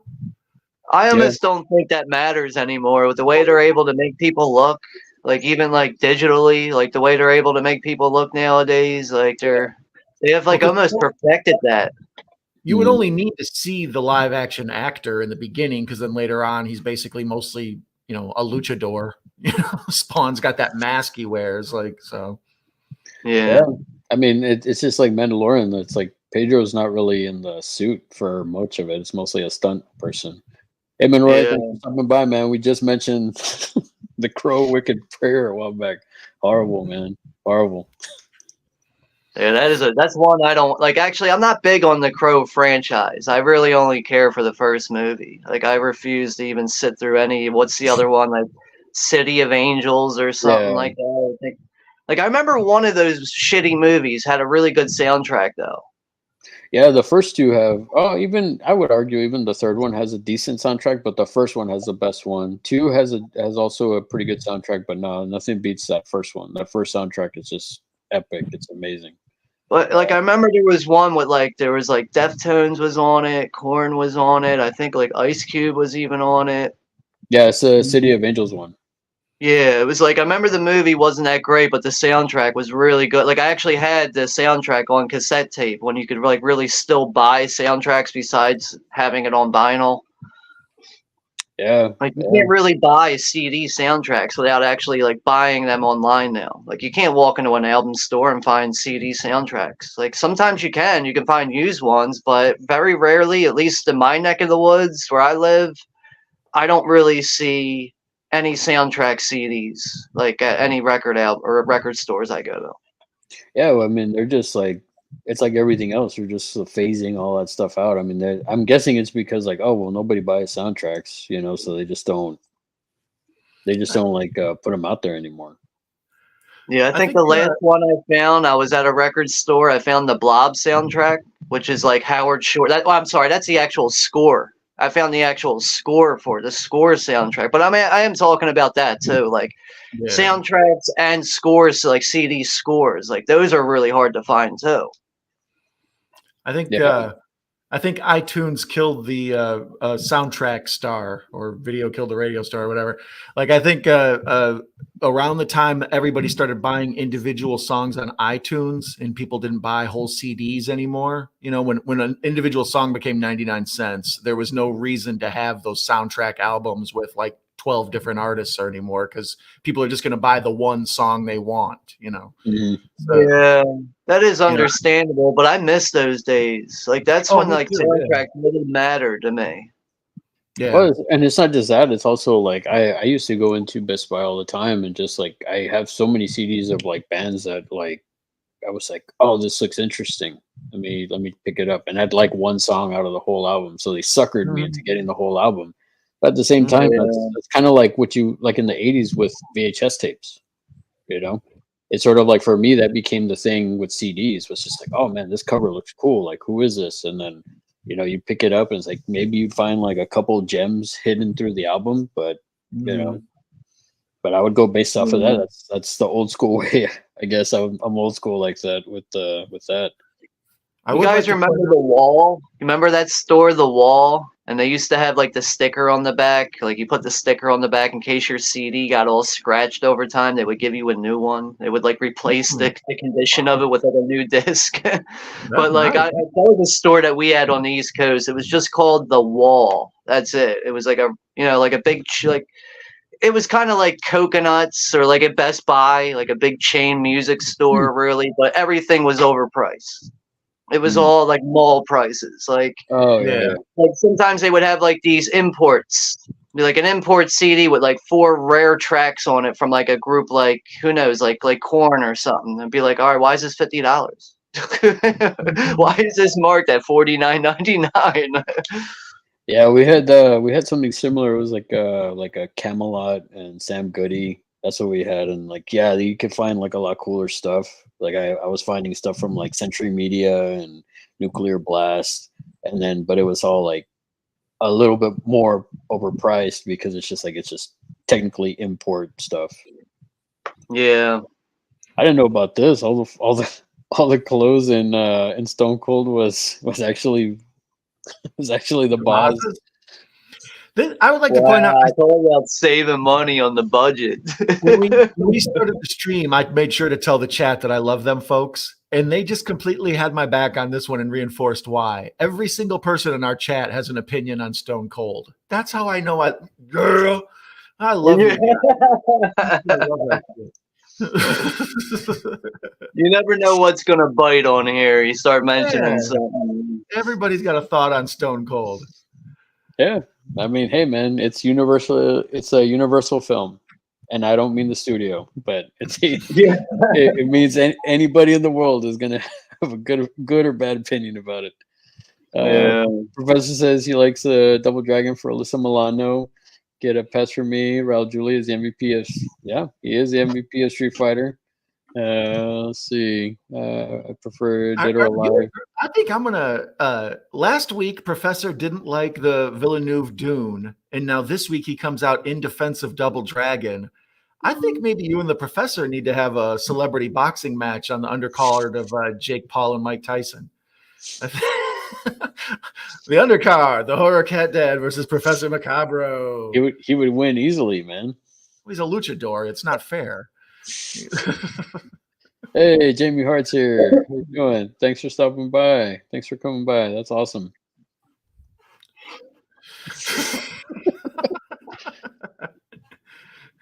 Our HR reps is heading out, so we're gonna have to. She says, "Mine are P's and Q's, guys." So All right. Goodbye, Oscar. Bye, Karen. Bye, Oscar. Y'all take it easy. Sorry you had to leave so early. Meow to you, my friend.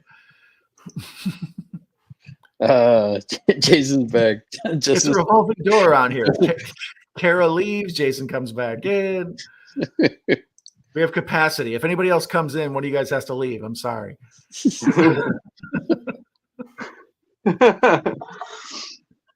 Yeah, like I said, I think the original Mortal Kombat is awesome. The soundtrack is great. I love that. A lot of I think it's all Roadrunner people for the most part. See everybody saying bye to Kara, saying hi to Ginja Ninja. See the opening Scorpion Sub-Zero and that Mortal Kombat remake was pretty awesome. Yeah, that probably was the best part in my opinion. Was just that whole opening scene where they're like back in the Shogun era and they're fighting and stuff. I thought that was really cool. Plus, I really dig those two actors. But the rest of it. The end, Scorpio and Sub-Zero have a decent fight where they're like, the very end, the climax. But the stuff in the middle where they kind of build the world, it's a little where dude has like CGI arms and all that. That's a bit much. But yeah, it's a bit much. The beginning and the end of the modern Mortal Kombat was pretty decent. But that first one, that original one that we all love, that soundtrack makes it. Oh yeah, Mortal Kombat. Copyright strike. Shit. It almost reminds me like that's probably a song that Drexel would listen to from True Romance, because when you go in there, you kind of hear like that club style music when he's in there talking about it's White Boy Day and all this shit. That's what I was gonna say. You just hijacked International Women's Day and turned it into White Boy Day. That a boy, Sean. That's what I like. White Boy Day. It's White Boy Day. Yeah. Yeah, we already talked about Tom Green. White Boy Day. It ain't White Boy Day. White Boy Day. Suicide Squad was good. Yeah, I like that one. That one was pretty good. Yeah, I didn't like the David Ayers one. I thought that one, the James Gunn one, was good. The James Gunn one, when they open up and you see what's his name, Pete Davidson, and you're like, oh no, I don't want to watch this shit. And then they shoot Pete Davidson in the face, like just, okay, wait a minute. This movie, this movie gets it. 10 out of 10. 10 out of 10. Real easy. 10 out of 10. What's next? Yeah, they could do no wrong after that. They've been trying for ages. Remake Spawn, yeah. Tom is pushing for his vision. Made it, yeah. That's what I keep hearing, Jason. They keep talking about it, and I mean. I'm still waiting for it. Hopefully they'll get it to it soon. Yeah, he's doing better after this. Yeah, he was. I think he said recently, like he had died or something. Yeah, he almost died. I heard, and none of us really knew about it. Sorry. Yeah, I knew he was like in a coma or something. I remember that coming out, but I didn't know like he was like that bad. And I think it just came out of nowhere, right? From what I heard. Is it too soon? Don't sleep on Jamie Foxx joke. Sorry. Too soon. Too soon. Well, I mean, Kara's not here, so we don't have to worry about it. Yeah, it's free reign now. Yeah. Oscar doesn't know how to fire anybody. I remember one time Gareth had me on his channel, and he's like, I got my son here. You got to watch your mouth. And I was like, okay. And then not even like 30 seconds later, I'm like, shit, fuck, and this, that, and the other thing. He's like, you dude, my kid's here. I'm like, oh, all right, my bad. He's like, I understand, though. It's all right, man. Oh. He's man, British. They say the C word at breakfast. Give me a break. He's fine. Breakfast. Yeah, Ray was good. I like that one. That was a pretty good one. Yeah, he did a great job. Oh, that one's Collateral. I don't think I saw that one. I'm not too sure. I don't Yeah, even that's know. what Jamie or no, what the fuck? Not Jamie Foxx. Tom Cruise is in that one too. Yeah, isn't that Jamie Foxx and Tom Cruise? Tom Cruise is a hitman, and Jamie Foxx is He's a, like a a cab taxi driver. You know driver. what? I think Michael Mann might have directed that actually. Yeah, I think so. Hmm. I It gotta came out look that around the up time of again. that Miami Vice movie. It was on Hmm. But that Yeah, was like the era where like it seemed like Michael Mann was like trying to reinvent himself as a director. He was like it just seemed like he couldn't find his footing anymore as a filmmaker during that era. Like the Yeah. late 90s, early. It was like sometime after Heat. It just seemed like Michael Mann just wasn't the filmmaker he used to be. That's what I was going to ask. Is there? Oh goodness, let me see. Did they? Aren't they remaking Heat? I thought I heard. You know, I've been hearing some talks of that, but again, it's just I'm at that point where I don't follow into a lot of the shit I hear. Like, there's always like those fake trailers that come out on YouTube sometimes that can get you to bite, and like you look at the thumbnail and then you realize like, wait, this ain't fucking real. This ain't really going on. Yeah. Well, Star Wars and Marvel really ruined it for me because they would straight up just say like, "Oh, we're having the Game of Thrones people are making a Star Wars movie," and we're all like, "Oh, cool," and then they're like, "Never mind, they're not anymore." And it's like, well, then Yeah, why did you you know announce why? it? You know what happened with that? You know why they're not doing the Star Wars shit? Because all the creators of Star Wars saw how bad that they handled Game of Thrones, and they fired them immediately.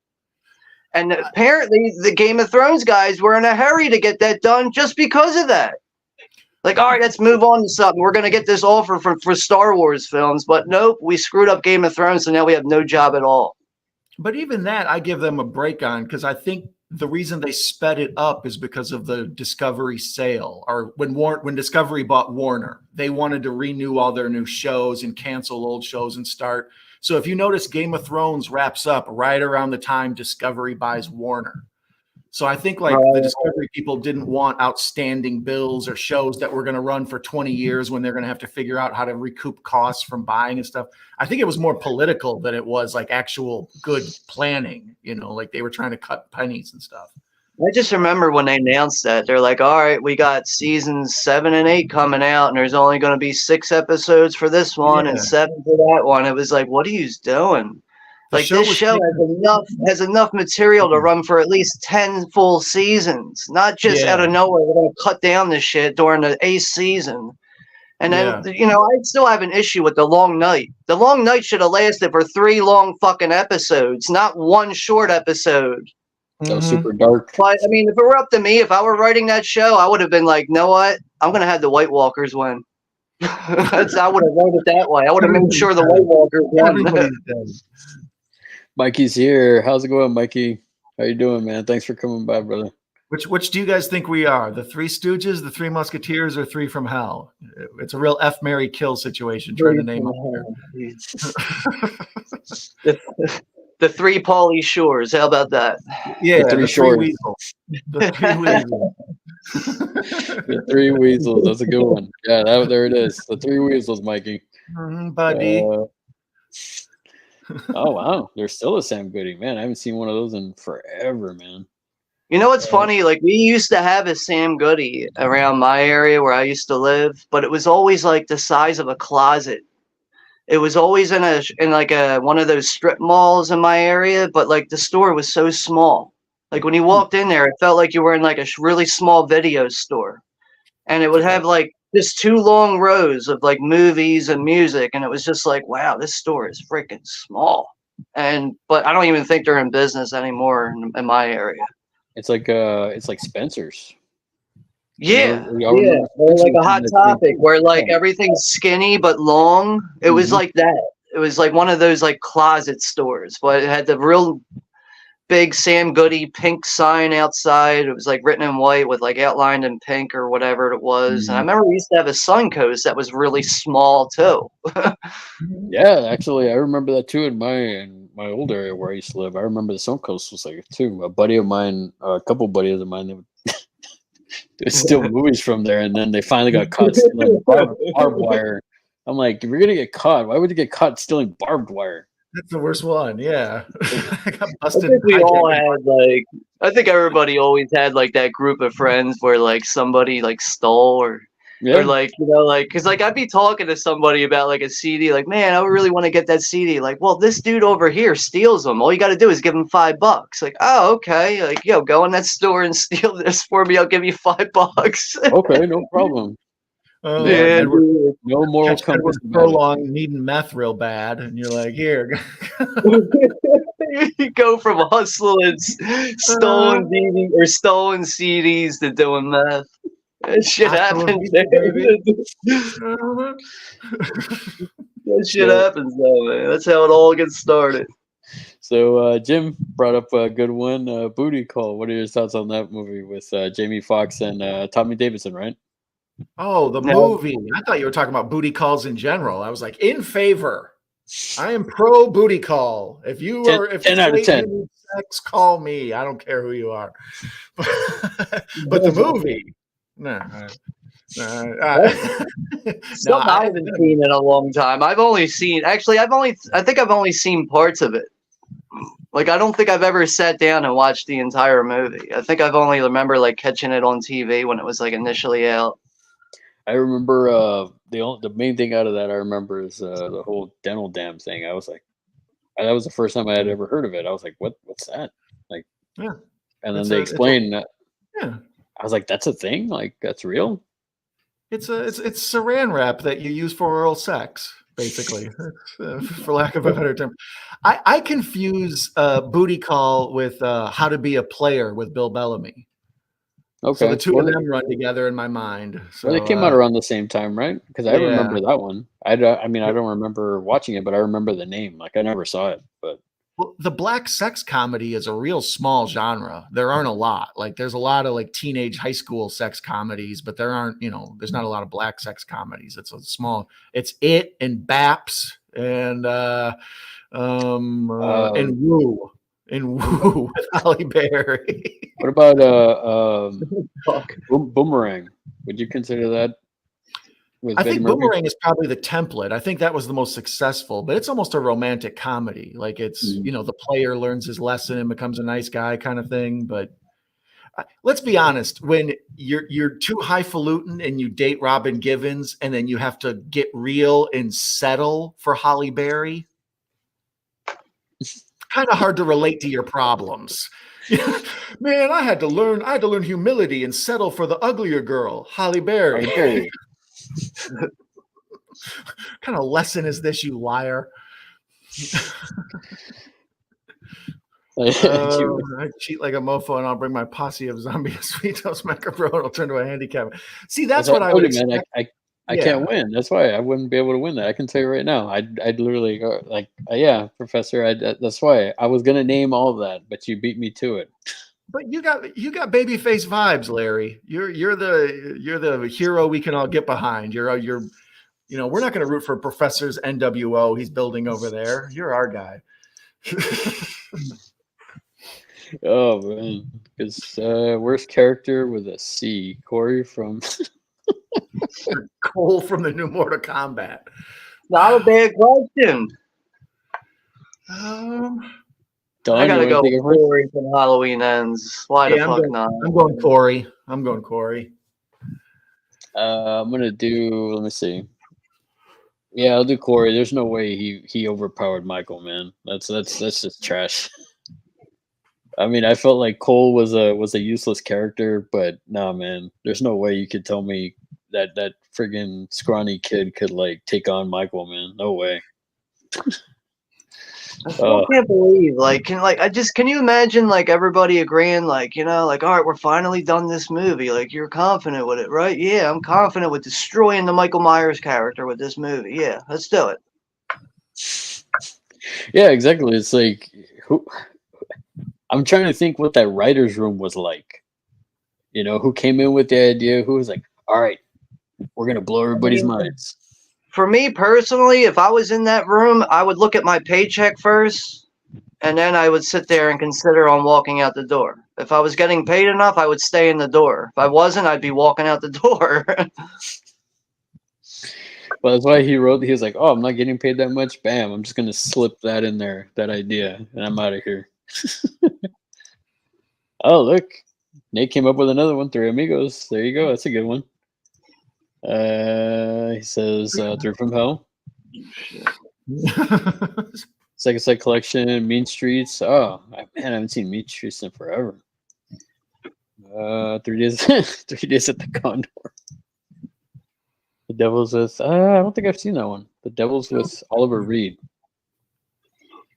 Yo, I actually watched that last night. I just watched The Devils last night. That is a fucked up movie, which I've seen multiple times before, but Grande did an exorcism stream last night. We were talking about movies, and that one got brought up, and it kind of influenced me to go back and watch it. And I watched it last night, and that movie will always be messed up, no matter what. That is just one subject matter there that is disturbing.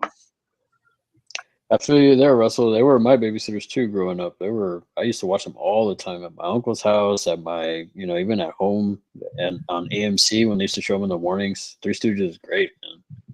I gotta watch that. I vividly remember watching that with my grandfather, like sitting on the couch and like playing with Matchbox cars, and that would be on TV like all the time. No, yeah, I gotta check out that Devils one.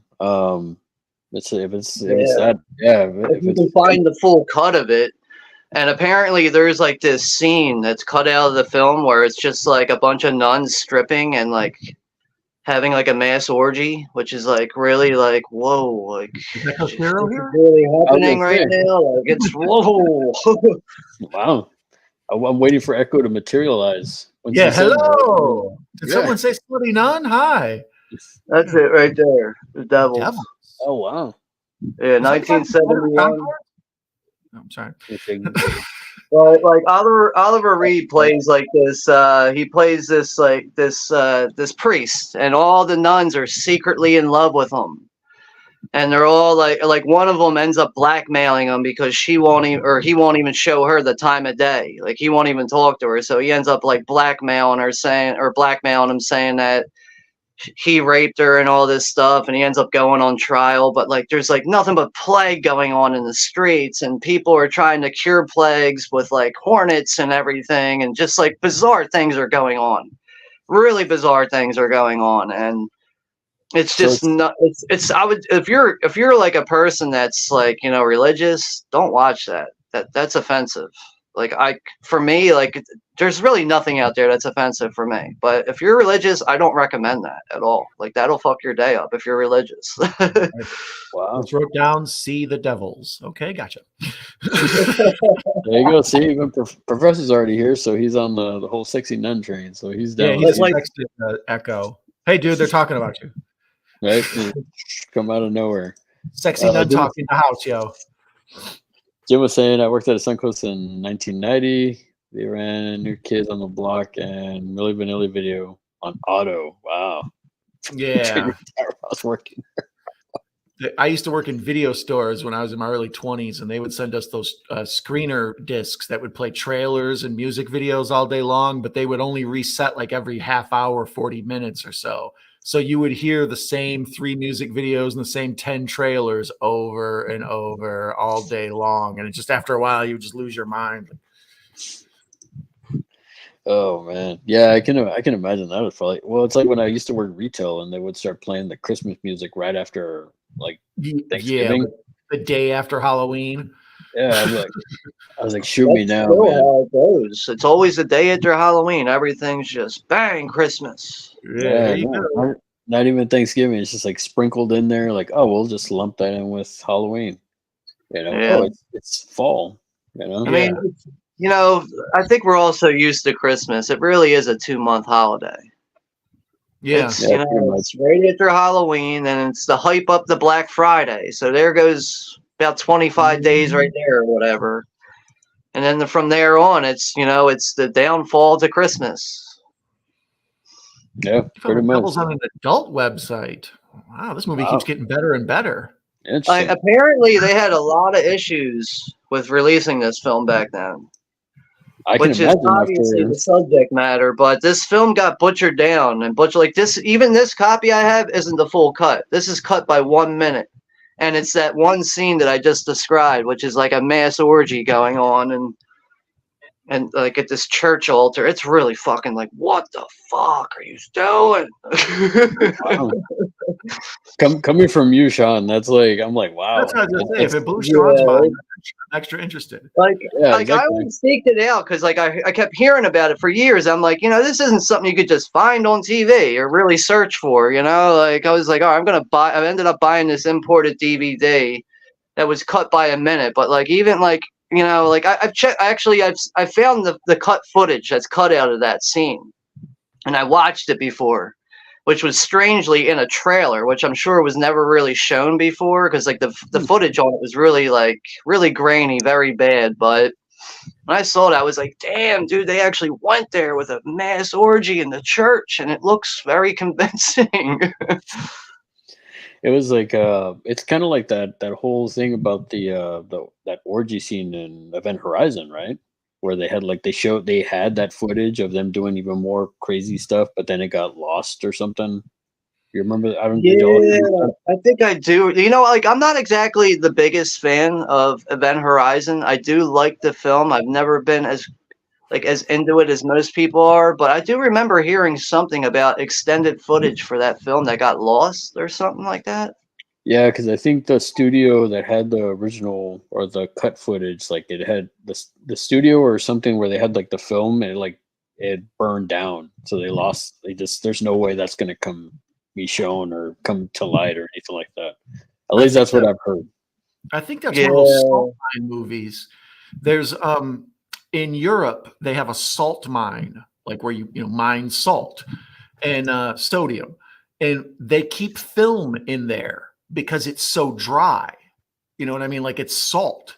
So they have actually film storage warehouses in salt mines because the air is so dry because of the natural sodium. And I think that the Event Horizon movie, I think some of that was in one that got burnt down or something like that. Yeah, whenever film is in that situation, that's the first thing to go up. Yeah, burn. it's made out of nitrate, so it burns. And if one catches fire, it's like flash paper. If you know what flash paper is, like as soon as you get on fire, like whoa, that's how it's film like is. It'll burn it fast. basically disintegrates. Like it just burns so quickly. Yeah, so if there's a fire and one catches, they all catch. So that's why I was saying they keep them in a salt mine to keep the moisture away from the film so they won't deteriorate. But it's so dry that once a fire happens, there's no stopping it. Yeah, see, Jason, yeah, he's heard of that too. Yeah, man, it's crazy, man. Like, I don't know, man. I as much as that movie would freak me out, I can only imagine what that extra footage was. I think there's screenshots online somewhere of some of the parts, but it's just like it was like a whole extra part that they cut out because it was like too graphic or something like that, from what I had heard. Yeah, man. I mean, I'm sure. Who knows if it actually benefited the movie either? So, right. I like there was a switch. Hey, there's switch. Hey, there you go, Russell. I know you love the cats. There she is. He's hard to see until he moves. Ninja. I just don't know. Let me see if I can bring it up a little bit. There you go. He's cleaning himself right now. Switching the hizzy. Yeah, there you go, man. No, we've been going at it for almost an hour 45. I guess that should be call it for a night, guys. Yeah. Hey, whatever you want to do, man. I definitely appreciate hanging out with you guys here for the first time. So. It was nice yeah, man. Thanks for coming on, Sean. Before we go, maybe Sean should tell us a little about his channel and make sure folks know to subscribe to him and what goes on over there, and if they're not familiar with Sean.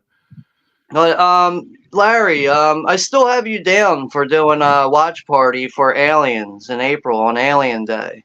Yes, so, I mean, if both of you guys, like, I know you guys just recently did that movie. You guys did Aliens like a couple weeks ago. I think it was on Don's channel.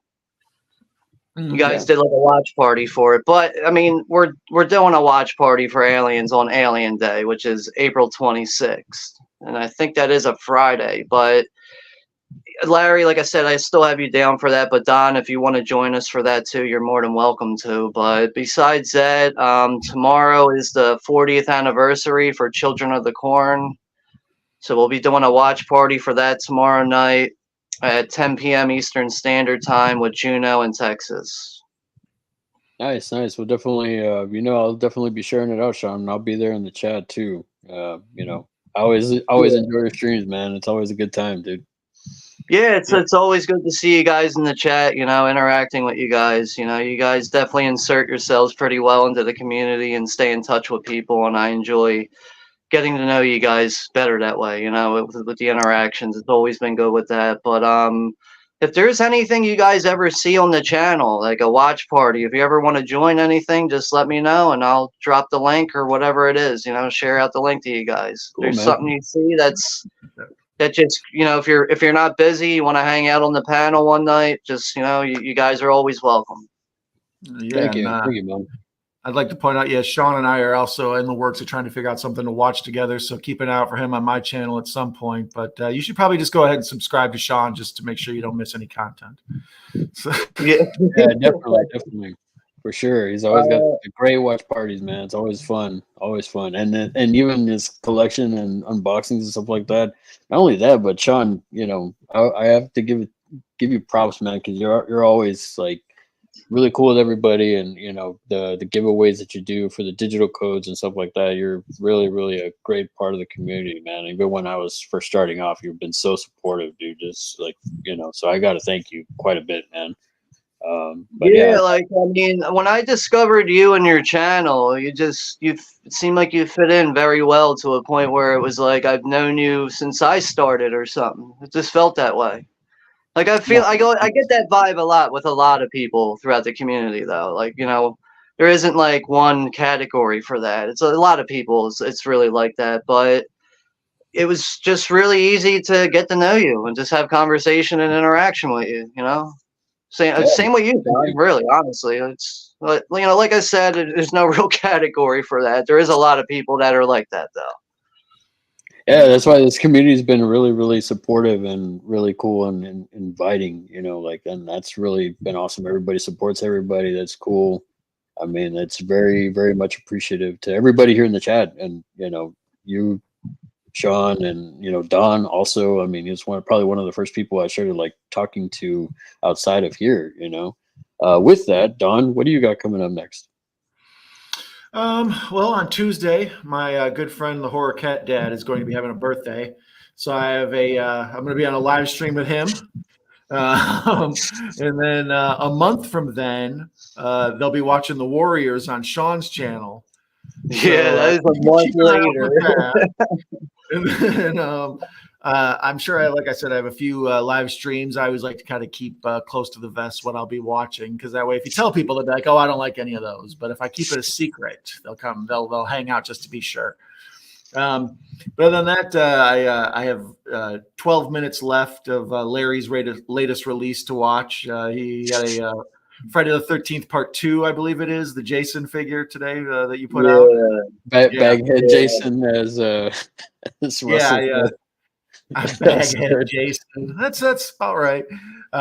So I still have 12 minutes of that left to watch. It was released today. I had it on earlier. I got a phone call before the chat started, so I'm looking to get back to that. So we need to wrap this up so I can get back to my Larry content. Damn it. Yeah. So. Yeah, I ended up watching that today. Actually, I caught up on that video today. Yeah, it's one of those ones I like to just throw out. Like, I was like, you know what am I gonna do this Friday? I want to do something different. I don't want to do like most of the normal stuff. So that's why every now and again I try to throw out something that like everybody likes Jason, right? Let me just throw that out there. Oh yeah.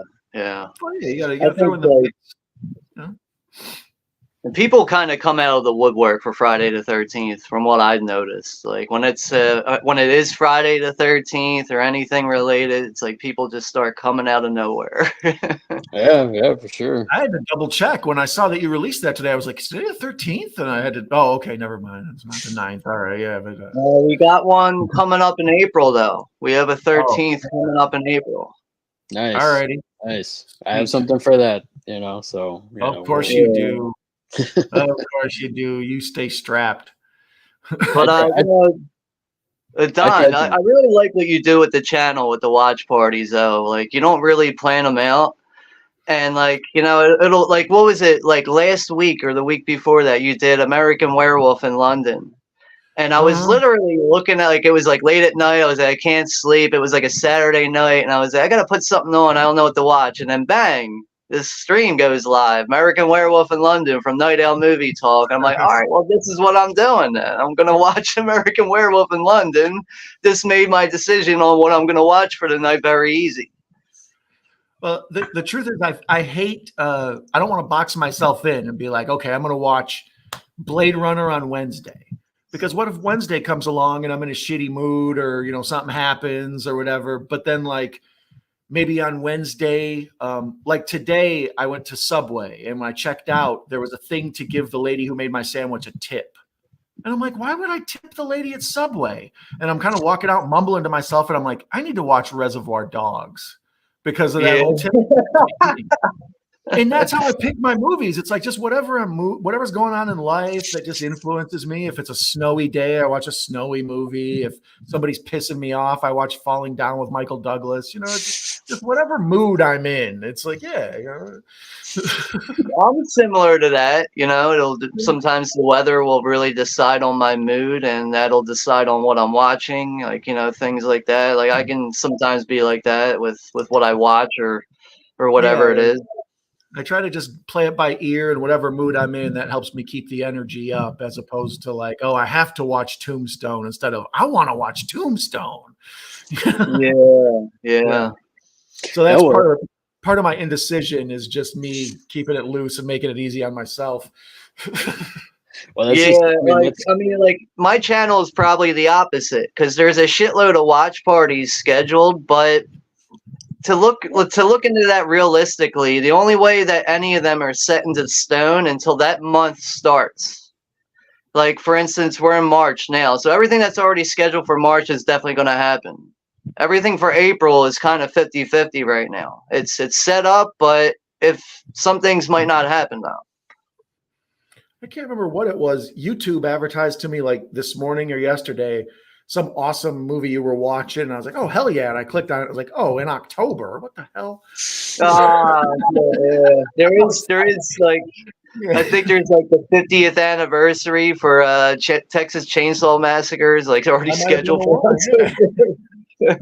But I feel like if I don't schedule these things ahead of time, I'm going to forget to schedule them. That's why, like, I do shit like that. Like, I am big into planning things and trying. You also do celebrations of release dates and things like that. So those are set in stone. You know, you got to have, you know. I mean, there is a chance. Like, I mean, if life gets in the way, then yeah, that's the only way that'll really get canceled. Like, you know, if everyday life gets in the way of that. But I mean, like, as far as the anniversaries go, like, I'm kind of big on them because that also helps me decide what I'm watching on certain nights. Instead of staring at my movie collection for 2 hours and going, what am I watching? I could watch that, but I've watched that 20 times. And then I'm analyzing all this bullshit in my head. And the next you know it, I'm still not watching anything like 4 hours later. But if I just settle on an anniversary, that gives me an excuse to go back and watch a movie I haven't seen in a very long time. Yeah. No, it makes sense, and it's a good system, and you know what you're going to be, you know, you feel like you got a reason to be watching it. It's like, hey, it's the release anniversary. It is nice, you know. Right. That's pretty much why I do that, which is why, like, I'm big on stuff like that. Like, I just, over the years, you get tired of staring at your collection for so long. Like, wow, what am I going to watch? It's been 3 hours now. I still haven't decided on what I'm going to watch. Try to avoid that. I definitely know that one. We've all played that game with having Netflix on or whatever, and you're just going through the menu for 3 hours, and then you're like, okay, now it's too late to watch a movie. I got to go to bed. Never mind. Yeah, right. No, it's the same thing for me. It's like, you know, there's some times where I'm like, when I do meal prep or I'm just doing housework or something, I'm like, man, I want to watch something, or I want to do something that's going to get me through this. And then it's just all of a sudden, like, I'll have like, oh, I want to see this. But then I see another movie like, oh, I want to see this too. And then I end up like an hour later, I'm still like just doing my stuff. Like, well, what do I really want to watch? And then like all of a sudden I put on Big Lebowski, and I was just like, okay, you know, I'll just watch that. Yeah, I've been there before. I've done the same thing. I mean, there's been times I put movies on and I'm like, you know what? This was a bad idea. I'm just not feeling this one, even though I like it a lot, but I'm just not in the mood for it right now. I got to take this out and put something else in. Like, I wouldn't say that happens often, but that does happen sometimes. See, we spent most of the episode talking about Edward Furlong's drug addiction, and now Russell is going to watch Sid and Nancy. Yeah. So, yeah, It's all it coming back. all ties together. Yeah. All ties We're together. coming full circle here with the addictions. Yes, it happens to Russell TX as well, man. I mean, it's the same. I think it just happens to everybody. You know, we love so many films that it's just like, oh, I want to see this, and then I want to see this, and then it's just like you were saying, Sean, you start watching something, and it's just like, you know, after I'm not really feeling this, and I'll end up changing it. You know, I've had that issue too, and then it's just like I'll settle on something that, like, you know what, comfort food, Big Lebowski, or, you know, just like, screw it, man, Blade Runner, Final Cut, you know, just something just different, you know, just something like out of the, like, you know. And then sometimes I'll just throw a Universal Monsters film on. It's like, oh, this is streaming on here, I'm gonna put that on, and I'll start watching that. You know, I mean, I wish somewhere had Dawn of the Dead streaming, because then that would be something like I would just pop that on, the original, not the Zack Snyder Dawn of the Dead, and I would just probably put that on, just like in the background, just talking to myself. You know, I don't know. No, I definitely I hear that, dude. Like, you know, it's funny because, like, you know, you'll probably end up settling on something that you're familiar with, and then next you know, you're like, well, this is the last thing I thought I was going to be watching tonight. I mean, every now and again, it's like Biodome, you know. I love it. I actually haven't watched Biodome in a very long time, but that's something I do need to see again. I think I need to. Oh, the streaming of Biodome just went through the roof after this episode. People everywhere are searching it out. Yes. Like, Paulie, call me. I just got you some more residuals. Buddy. Yeah. Oh man, but I guess it's a good. Oh wait, here we go. Oh, Ginger, how dare you introduce that topic as we're trying to leave, you son of a bitch. I don't care how glorious your beard is. That is a terrible thing to do to us. No, I don't know about that. All right, no one's allowed to leave now. We got another hour. All right, we're starting off the next episode debating this one. We have a place to start next time. Yeah, exactly. Join us next time when we bring weapons of mass destruction to argue Dawn 04 versus Dawn 78. Yeah, and screw you if you feel differently about it. Here. Big Lebowski. Oh, Nate, you haven't seen Big Lebowski yet, huh? Why is that? That's definitely, you know, like I wouldn't say I'm like, I don't really collect a lot of comedies. Like I just, you know, I focus a lot more on horror and like action and war films as far as collecting. But occasionally, like I would say the last comedy I bought was Team America. That was the last one I bought. And it was just like, you know, like this movie is hilarious. I should probably own it. But The Big Lebowski is like, that is like, the movie's like a ritual. It's essential for me. It's one movie like I have to watch at least once a year. Like that's how big that movie is. And that's like a straightforward comedy film.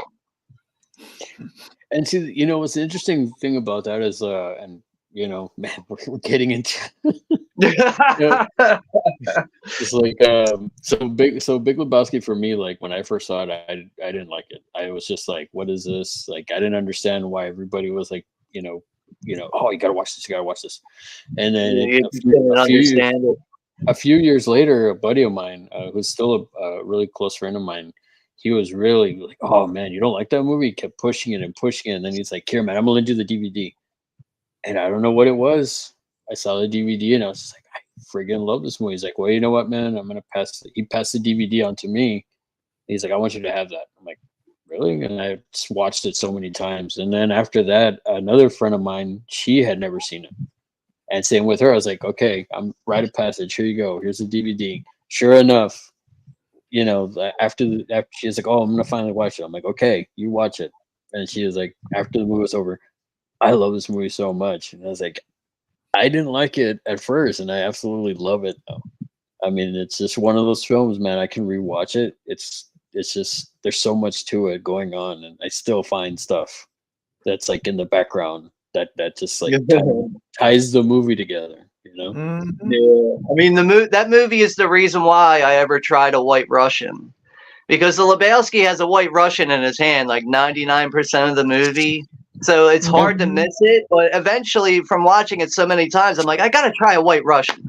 And I ended up loving them. Like it's a really good drink. If you order a White Russian in the bar, the bartender will say something about Big Lebowski. It's almost guaranteed. Let me guess. You like the Big Lebowski? Damn right I do. Make it 2.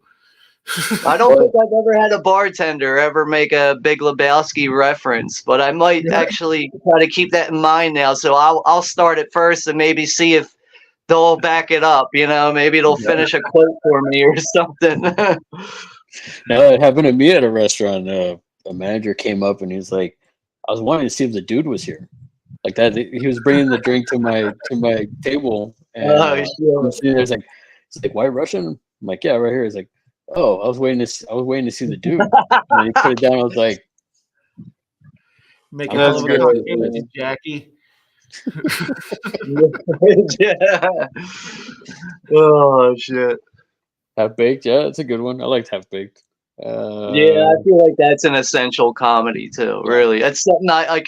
Me and my friends used to love riding our skateboards and watching it bake and smoking blunts and all that shit. Abba, you my only friend. In fact, it's funny because I was just talking about that one scene with Snoop Dogg where he just appears out of nowhere. Yeah, and he's just like, oh, I was like, I just quit this stuff yesterday. Yeah. I know we sell this. All right, fellas, ready to hop on our skateboards and get out of here? Yeah. So, yeah, Sean, thanks again for stopping by and coming and hanging out with us, man. It's definitely, it's no, that way. There you go. There. Now you punch up. There you go. Yeah. Definitely looking forward to having you on again, and definitely looking forward to Aliens, man. It's I love that movie. So I'm definitely thanks again for inviting me onto that, man. And you're always welcome on here with us. Again, thanks again for coming on, Don. As always, thanks for coming on.